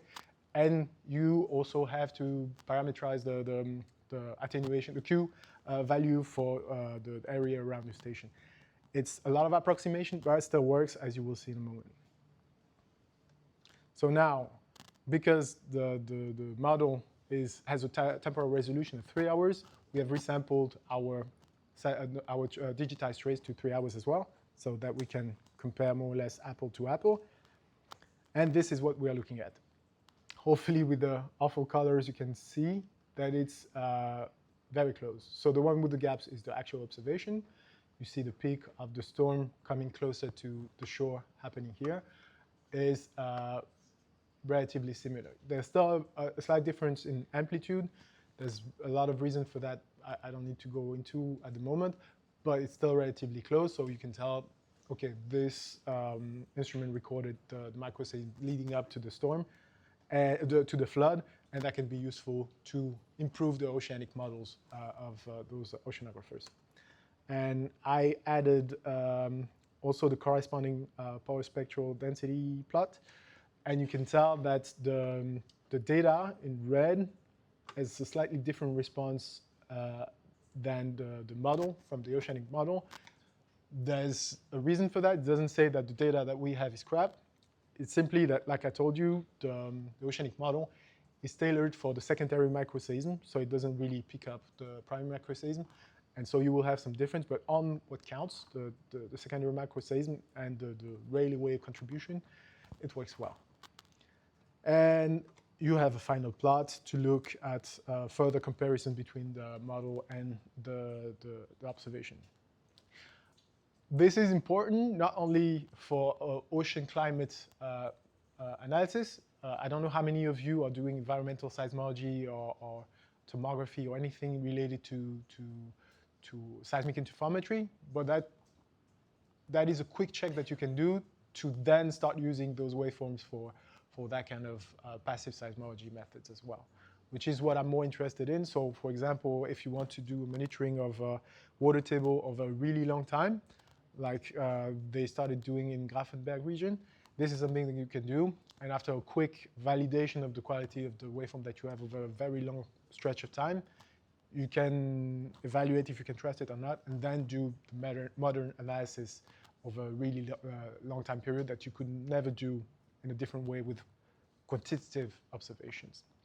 And so yeah, I tried to do it quick for the IAGA people. I don't know if there are any questions at this point, because if not, we'll be able to transition to the other part. Yes? Give me a second, I can barely hear you. I'm coming. Yes. You also try to look into the back azimuth of this storm through this data. The back azimuth. So yes, but not here. So you may have noticed here we're looking just at the data from one instrument, one station, one place. So because we have all three components, we can look at the back azimuth, and the advantage that we have is that we trust more the horizontal component than the vertical. Because in our case, the vertical component was never properly calibrated. So here we do a little trick where we use the horizontal component to do a sketchy correction of the vertical so we can trust it a little bit better. But yeah, looking at the back azimuth is something we can do with one station. And the idea that we have is as soon as we have more European stations around the North Sea with enough digitized data, we can do some level of locating the source of those high amplitude microseismic sources around the North Sea as well. Because there's a few, like 1962 caused a big flood also in Germany. There's a bunch of those big events that are of high interest for everyone, for us seismologists, for oceanographers, for climate scientists, and they have a high interest in having more information about that to then compare it with more recent events as well. But yeah. Any other questions? Okay. Keep an eye on the downloading the ocean model part, because it's very likely to evolve with time as well. And even for more recent events, or if there was a storm tomorrow, it's always interesting also to compare what the model, the simulated microseism does compared to even modern instruments, because sometimes there are slight differences, and it's interesting to study why, because sometimes it could be caused by the shape of your of the coastline, the steepness of the coast as well. That causes a reflection parameter that are different. And there's a lot of interesting things to do with that. And to give you an idea, in my particular case, that was what is pushing me towards studying DAS, for example, at the moment, because that's where you could fill up the gaps in information that you need to fully connect all those different disciplines, oceanography, seismology, and the whole thing. Okay? All right, that's all for me right now then. And I can give the floor to the IAGA folks. Big geomagnetic group in Edinburgh. We run 9 observatories around the world. 3 of them are in the UK, and we have another 3 in the Atlantic, and then we've got 3 in kind of North America that we run. So we're quite a long-running group, and we can trace our roots all the way back to the Greenwich Observatory back in London in the 1840s, really. So quite a long-running group. So we've got quite a bit of experience in running observatories, and therefore we have a lot of records from that period. So I'm sure you've all used a compass at some point out in the hills with a map, if you've been in the Boy Scouts or the Girl Guides. And the original purpose of compass, of course, was for navigation, and in particular for ships' navigations. And so the idea around the 1400s was that they knew that a compass did not point to true north, where Polaris was, the North Star, but it pointed to some slight angle off to the left or the right. Well, that was the way it was in Europe.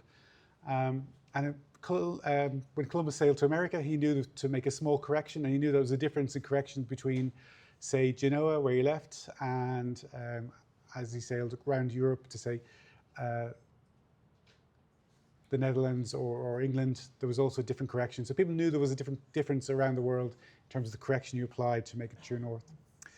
And so they would write this down in ship's logs, and they would use an astrolabe to work out the direction of true north or south, depending on if they're observing the star or the sun. And they would have a ship's compass on board. And of course, in the days of wooden ships, that meant it was quite easy to have a compass somewhere near where the navigator was, because there wasn't normally any metal on ships. In later years, if you've ever gone to a marine museum, you'll often see the compass is surrounded by 2 large bowls and what's called a binnacle. Those bowls were used to correct for the magnetic effect of a metal ship, and they would basically sail it around in a circle until the magnetic correction to true north was found.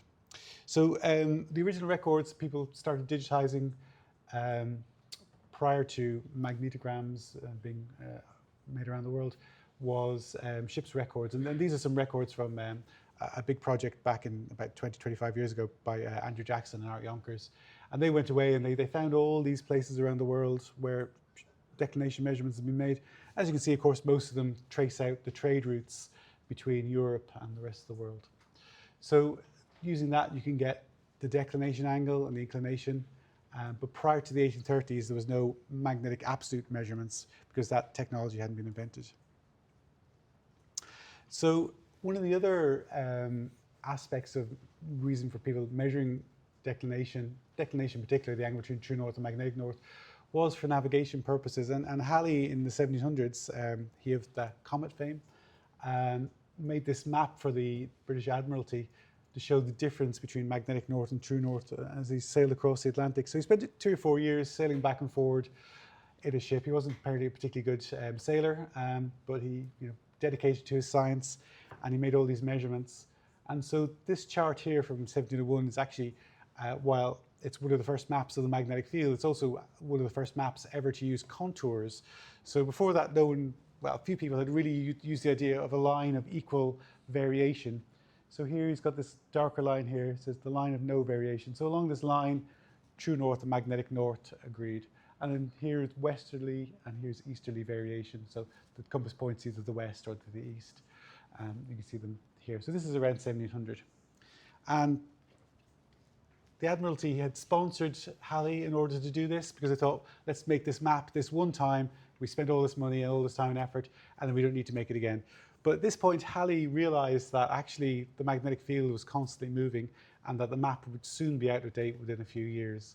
And he had the great leap of imagination to think, how would this happen? And he suggested that in the 1700s that there must be a liquid layer in the Earth, deep in the Earth somewhere, that would cause the magnetic field to be dragged with it.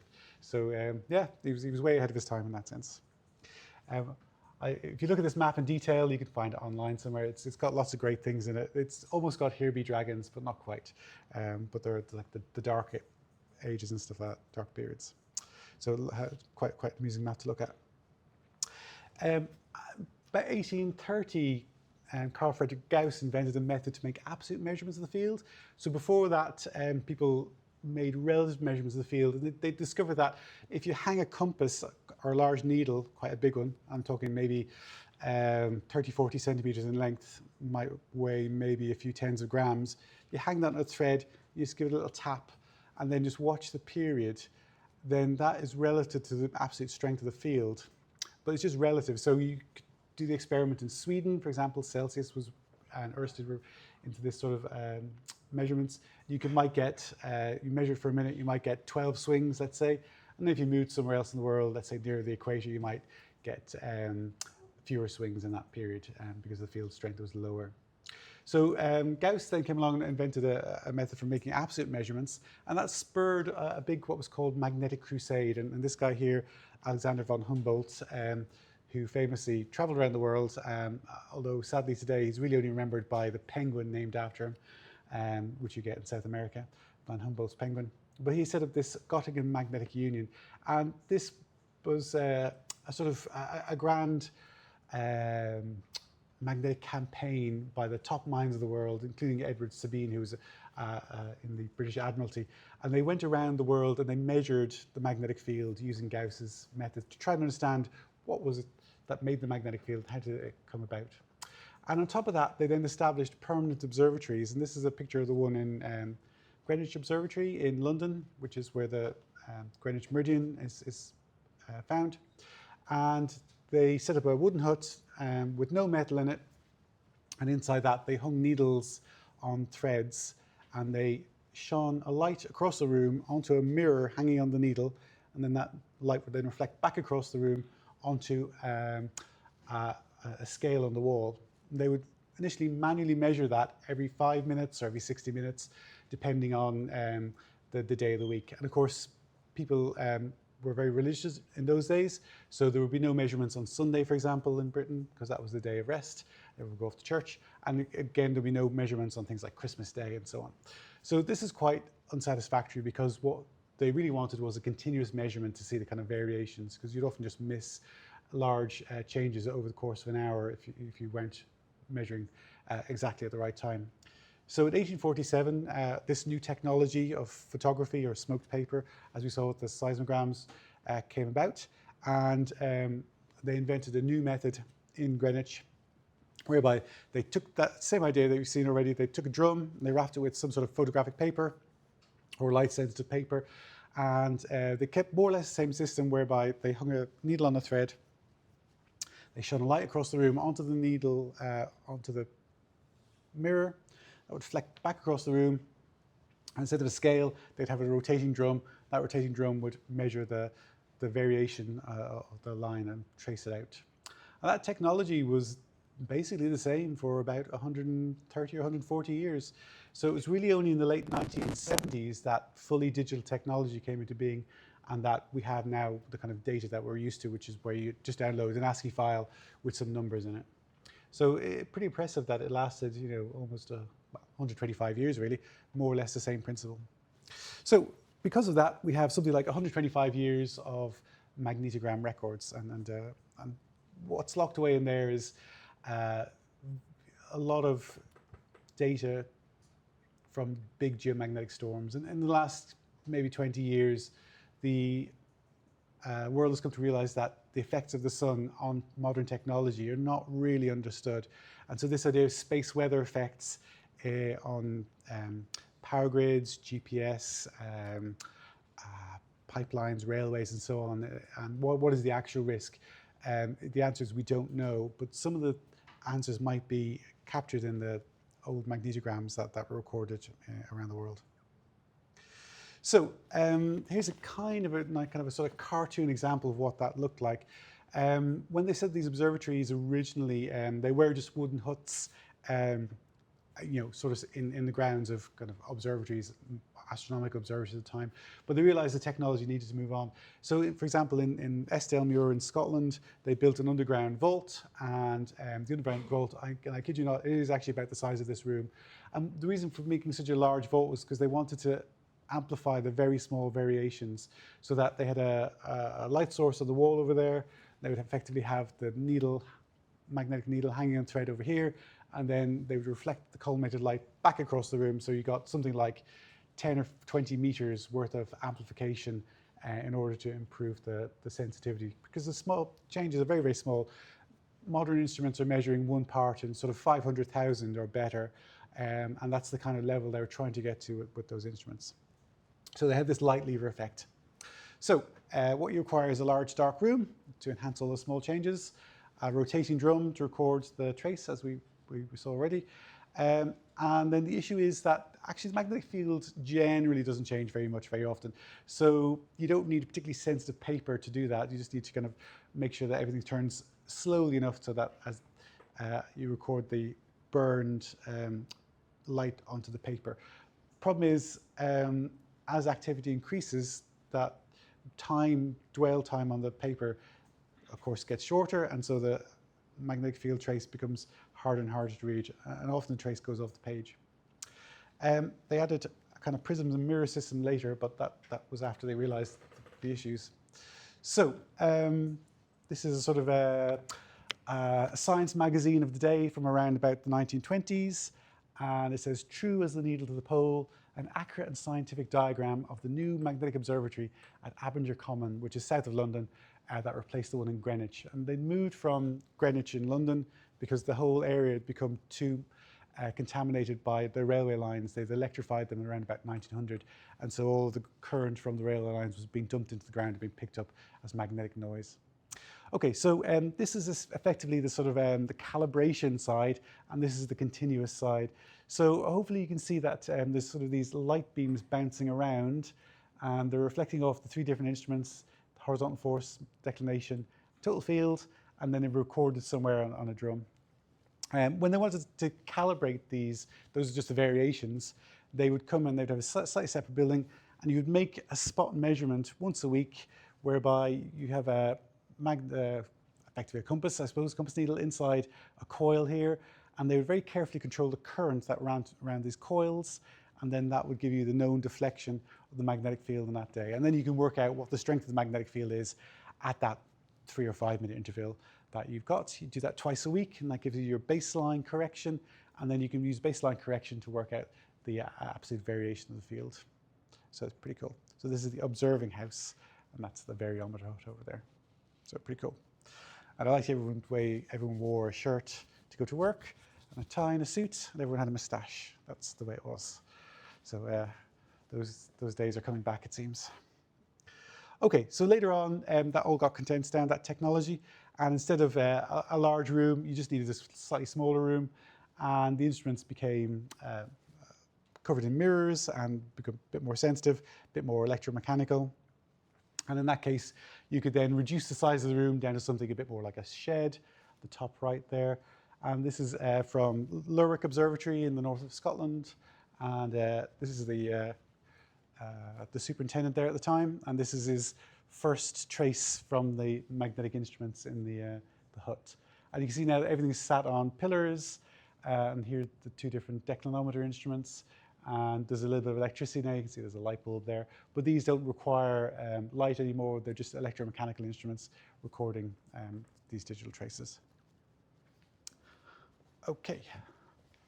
So it does give us quite a large amount of data.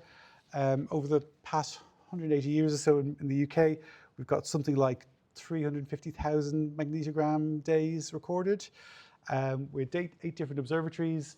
The one in Greenwich lasted the longest. And that was then moved to Abinger, which then moved to an observatory called Hartland over on the west coast of England. Kew was also in London, and that was set up as a kind of rival observatory. And the reason for that was because the people who ran Greenwich were the Admiralty, but they didn't give out the data, whereas the people who ran Kew were kind of more like scientists, gentlemen scientists who wanted data, but they had a long ongoing battle with the people in Greenwich. So they set up their own observatory in comparison. Then Stonyhurst, that was interesting, that was set up by the Jesuits up in the north of England, and that ran for well over 120 years before the Jesuits gave it up. And then the most modern one is Estelmuir and then Lerwick. And they're still in operation. So what do these things look like? Well, they're freely available online. So if you, where has it gone? If you go to the internet, somewhere, go there. No, right, a different one. If you go to the BGS magnetogram archive, you can search. This isn't showing up on the screen. Oh, sorry. Why not? Because I am not. Yeah. I'm not skipping out the thing. Yep. So you can search for an observatory. So let's see. A famous one is 1859. So September 1859 was when we had a big storm, the largest known storm on record. So you can look, see what's in there. So here we have just basically all of the pictures of the magnetograms have been scanned and then put in this database. And then you've got in Greenwich, they measured the air pressure barometer and the vertical component, which is called Z. You've also got declination and the horizontal component. So let's look at that one. You've got the front and the back of the magnetogram. And so you can see an example of the sort of traces that you get. Okay, so these are some of the issues that Joseph was talking about beforehand. A lot of stuff's kind of handwritten on, so it just says 1859, 2nd of September. What that doesn't tell you is that they didn't use kind of standard civil time, they used astronomical time. So 0 here is actually noon at the 2nd of September, not midnight. And so someone's hand-drawn on these times as hours, and they've also written value of baseline for H and D. And declination starts here, which is someone's kind of nicely arrowed, but horizontal field starts over here, wherever the horizontal field is gone. You can see that you've got quite thick lines, but then when the field becomes very active, they all start to overlap, and it's very difficult to see what's going on. And then actually here, it's just gone entirely off the page. Okay, so we have no idea how large the storm was down below here, because it's not recorded, particularly in big storms. Oops, sorry, I'm looking at the wrong thing. So in certain cases, you get that. Okay, they also, to save paper, offset things by 12 hours. So there's 2 traces recorded on here, again offset by half page, again to save paper. So there's all these kind of issues with historical data that you get that you need to be very, very aware of. So here's a trace from the Kew Observatory. You can see during the most active part of the storm, it's really, really difficult to see. It's basically not being recorded because the dwell time on the paper is too slow. And as the storm kind of dissipates away, time going in that direction, the trace becomes much clearer and you can see it much more easily. Okay, so if you are interested in well, I'd say most of you guys are probably born in the digital era. I was born in the analog era, sadly, but you can go back and have a look at your birthday and get the trace if you want to see what the magnetic field looked like on the day of your birth. Of course, nowadays, you just go to a source like Intermagnet, and then you can find data from any date you like, back to the 1980s in some places. So you just pick your favorite observatory, Estelmuir, pick a date, and then view the data. Okay, and it's as easy as that for modern data, and then you just download that data very, very quickly in any format you like. So that's the difference. Where were we? Okay, so I guess after the break, or maybe how we do for time? Yeah, maybe after the break, or it's whenever we get onto it. What I'd like you to do is to digitize this particular storm, and this is the 4th to the 6th of August 1972. It's almost at the beginning of the digital era, but just before that. And it's interesting because it was quite a famous storm. There's a nice paper by Dolores Knipp in this a couple of years ago. Here's the sunspot that caused the storm. You can see that this is the magnetic field of the sun, and you can see this dark sunspot here. And then you can see it in a different kind of wavelength here, just sort of show you the size. It ejected a huge CME, which came to something like one of the fastest CMEs ever seen, something like almost 2,000 kilometers a second. So it arrived within 16 hours between being ejected on the 4th of August and sort of hitting the Earth about 16 hours later. And this is a record from an observatory somewhere, and you can see the observation is quite poor, but it jumps up and down. You get this very large rate of change of the magnetic field.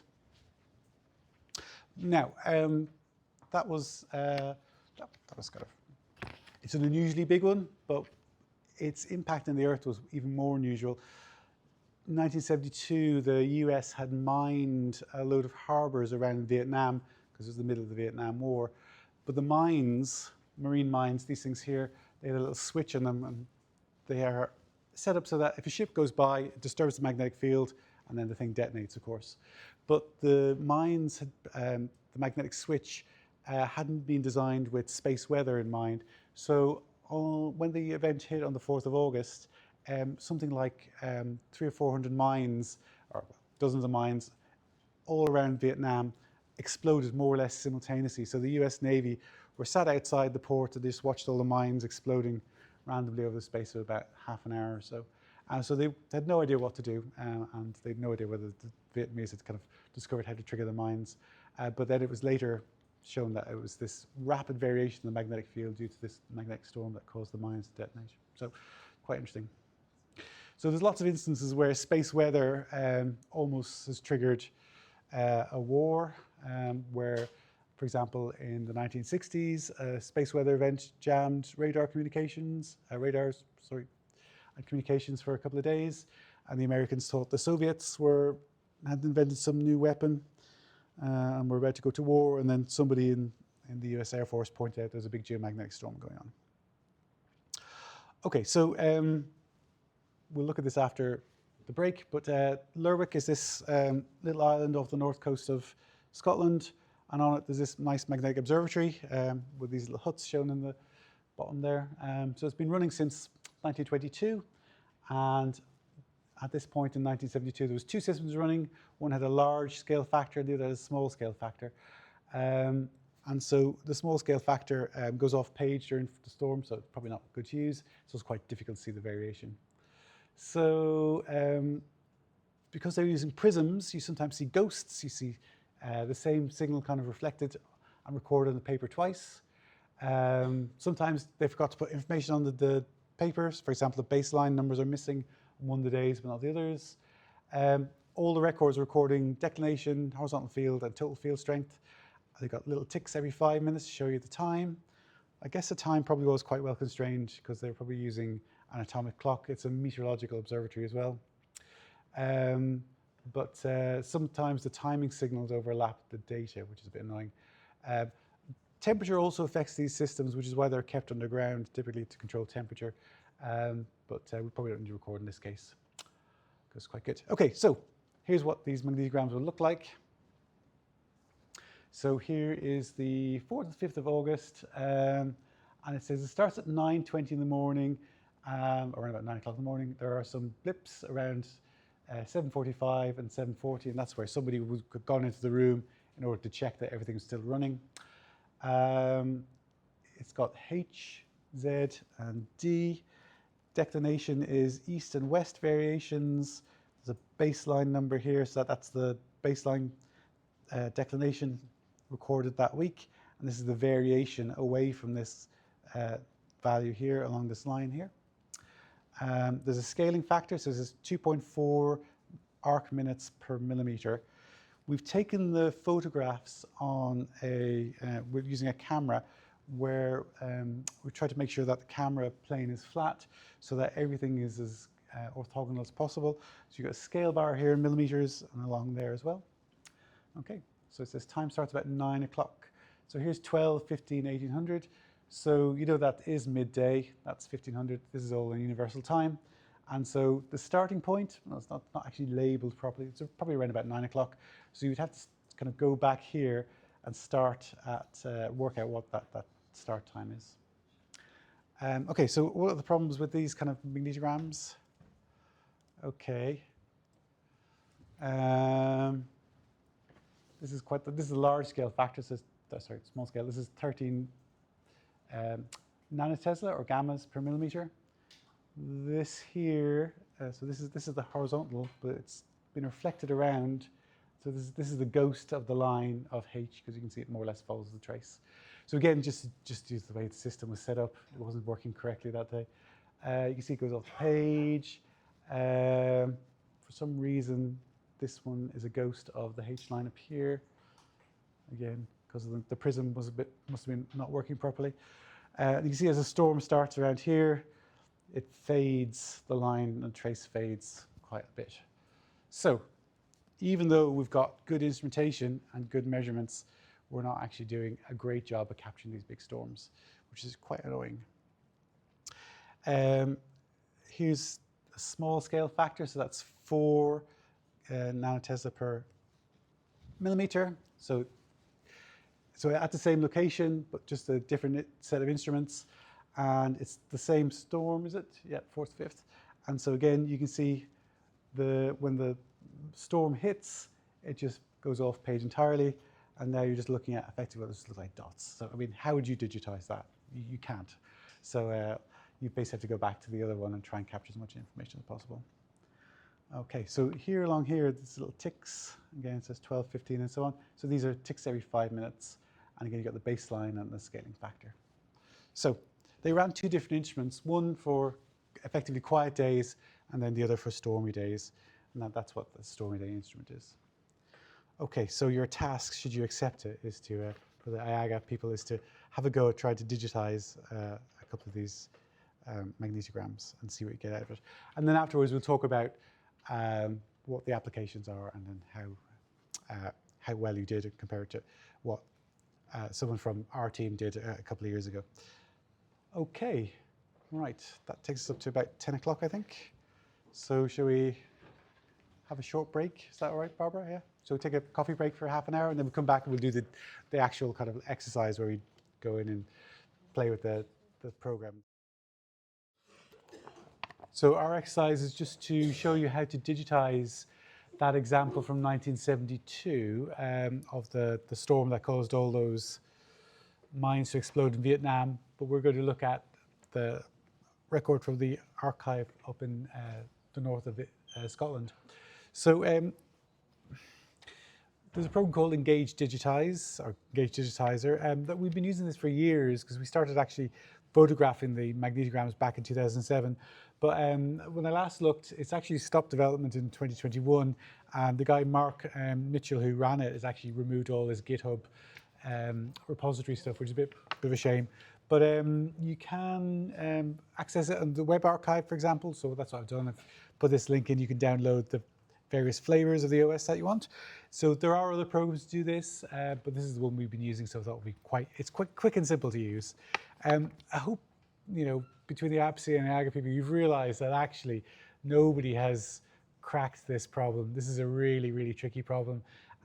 So if anyone out there wants to come up with a great solution, the community would thank you, and you'd be, if not nature famous, you might be lower down level journal famous, and people would be very, very happy with that. Okay, so yeah, hopefully you've downloaded a flavor. I put the Windows one on, and then I've seen other people have grabbed the Mac one, and hopefully that works. So if you're interested in doing this, you find a magnetogram. I've shown you the BGS version. Other countries have their own repositories, and in fact, other countries have their own ways of doing this. I know the Japanese observatories have a program to digitize their magnetograms. They've written their own tool, for example. Okay, so I suggest you take this one, the 5th of August, to begin with, because that's when the storm starts. You can see that there are 3 days. So if you're doing a storm, a full magnetic storm, it's quite a good idea to take the day beforehand and the day afterwards. And then you've got the quiet time example to begin with. Then you've got the storm, and then you've got the return to quiet time again a few hours afterwards. So you get a nice time series where you can see the storm quite clearly. Okay, I suppose I should actually put this in full screen, shouldn't I? That would make life easier. So on a lot of the magnetograms, you've got metadata written. If you can't find the metadata, you can often go look in what's called the yearbook for the observatory. That'll tell you, for example, the annual mean or the calibration and so on. So what do you need for a full record? Well, obviously you need the observatory name, and they often have an IAGA code. For example, Lerwick is LER. Good to have the latitude, longitude, the altitudes. That normally is associated with the IAGA code, but observatories do move around, and of course they open and close over the years. So someone might not be familiar with where it actually is if it's not a modern observatory. Of course, very important, you need a date, you need time, in universal time for everyone to be on the same setup. What you want are the traces of the observatory. So you want the baseline value, that's normally a straight line. That is there to control for temperature. Hopefully, if it's a well-run observatory, that the baseline is flat, there's been no temperature variation. You want the variation of the actual magnetic field recorded by the trace. Effectively, what we're going to do is extract the values in pixels from the photograph and then convert those pixels to some sort of standard SI unit, be it angle if it's declination, or nanoteslas if it's a trace in horizontal or vertical force. We're going to do a demonstration quickly for you, and then you want to save the file.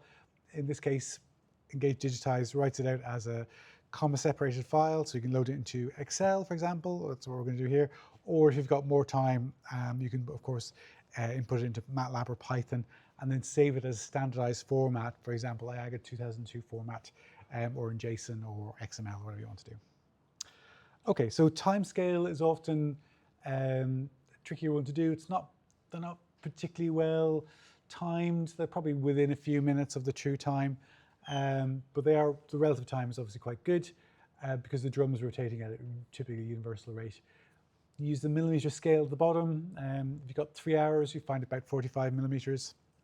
So it's about 15 millimeters per hour, and that means over the course of a day, 24 hours, it's effectively about, well, whatever it is, about 20 inches or about 24 inches or about 2 foot is what they scaled for. In terms of determining the scaling factors, well, you've got a baseline factor is normally written somewhere for the vertical Z, the horizontal intensity H, and the declination. Declination, you've got to make sure you're in the east to the west direction, so you're west of true north or east of true north. And then you've got a scaling factor. So the scaling factor is given in millimeters, which is great because that's what the scale on the side is. You can see on the left of the images. But as you go further back in time, of course, inches were used in the earlier part of the time, and then universal time is often not the same as it is nowadays, so you've got to find a correction for that. Okay, so for Engage Digitize, let's go have a look at the program. I mean, it's a really quite simple program. You can use this for, if you find a graph in a paper that you want to kind of extract the data from, it's quite good for that as well. So what I suggest you do is you go to Import Advanced. Hopefully you can find the correct image. So I think we're going to use the 5th of August, 1972. We can just use the large scale factor. So just click open. It will ask you to, you want to use 3 or 4 point axis. So we want to use 4 point axis in this case because that allows us to separate the time from the variation axis, the X from the Y. And then it should, it's the curse of the live demo, isn't it? Yeah, okay, so it'll give you a little checklist wizard which you can walk through if you wish. So let's just digitize the Z variation.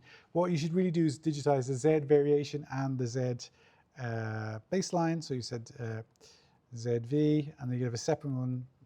Well, let's not bother, let's just call it Z, just for demonstration purposes. And then click next, and then finish.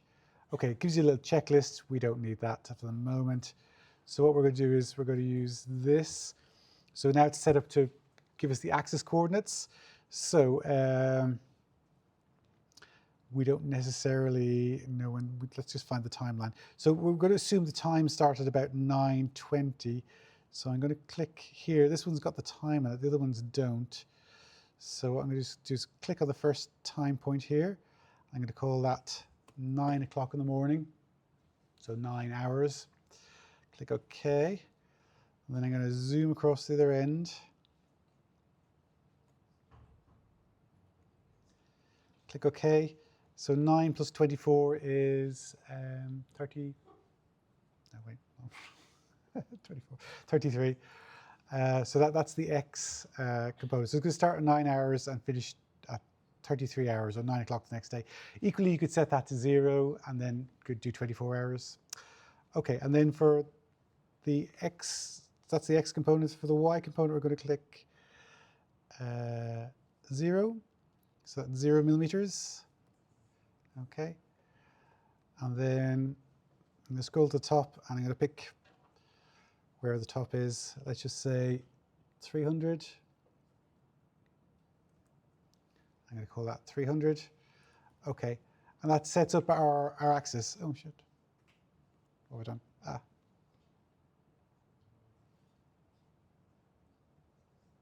I made a mistake.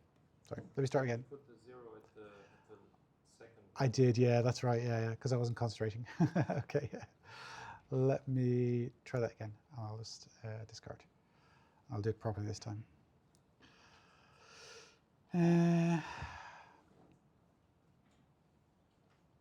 Right, let's do the image again. Discard.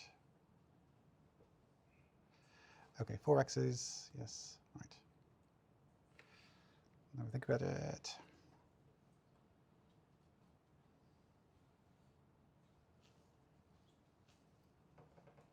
Next. Z. Finish. Right. Let's get rid of that. Right. Let me do that properly. I'll tell you what. Let's make our life easier. Let's just say 0. And I'm going to scroll across the top. Now that should be 24. Okay. Oops, cancel. And then we should have 0.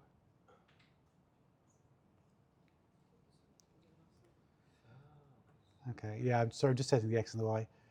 And hopefully this should be fine. Now that should be 300. Okay, right. Now, that's it set up. Almost just thinking about it. Right, so it's now set up a little grid for us. If we zoom out. Okay, so the next thing to do is you want to just export the format. We want to extrapolate so that the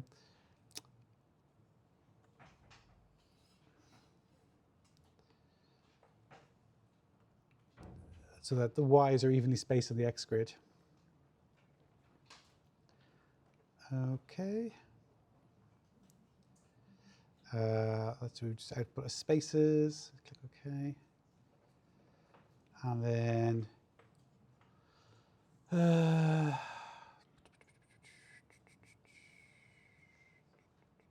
not that.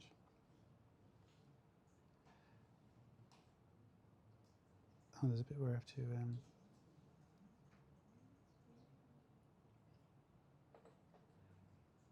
we don't extrapolate to the endpoints.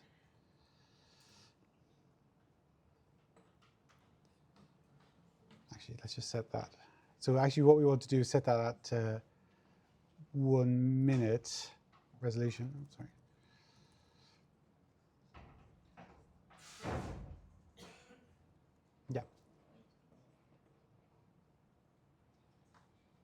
Yeah, so actually what we want to do is interpolate y at evenly spaced x intervals so that we want it to be 1 minute. So there's 24 hours, and within that we want it to be 1 minute, which is 1/60th of a minute. So let's do that instead. Okay, so at that point you're ready to go. So you click on the little thingy here, and then you zoom in. What you can do here.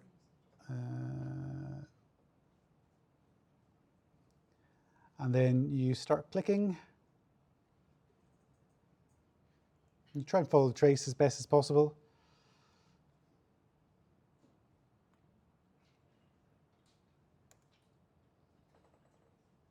And as you can see, it's filling in the curve there. Okay, so you do that all the way along. And then when you're ready,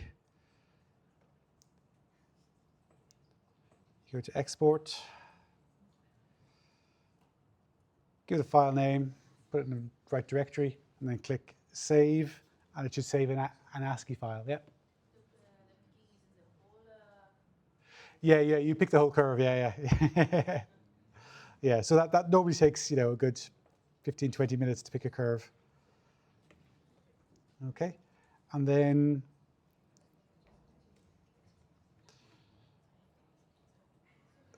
the idea is that, you end up with something like that. So here's just an example. So I've just picked the first few and then exported them.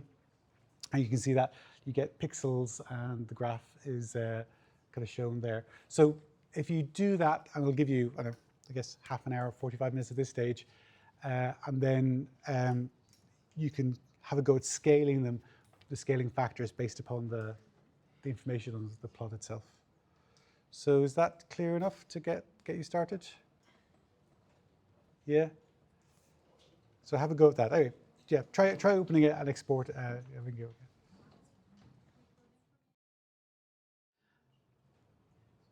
And you got 4 access points, yeah? Yeah.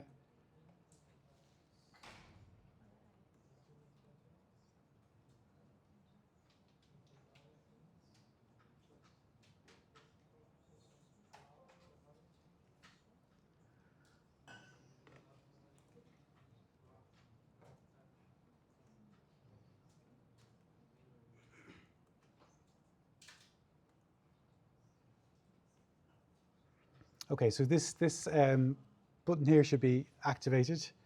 So you want to pick the timeline. So you click on there. You set 0 in this first one, in the X. And then we go scroll to the end, pick that point there. It's going to be 24 again in the X. It's 24 hours. Okay. Then in the Y direction, let's just pick 0 because it's going to be millimeters. So 0 in the Y, that one. And then you can pick any number, but I was just going to pick 300, but that should be 300 in the Y as well. That's 300 millimeters. Okay, and that sets up the X and the Y axes for you.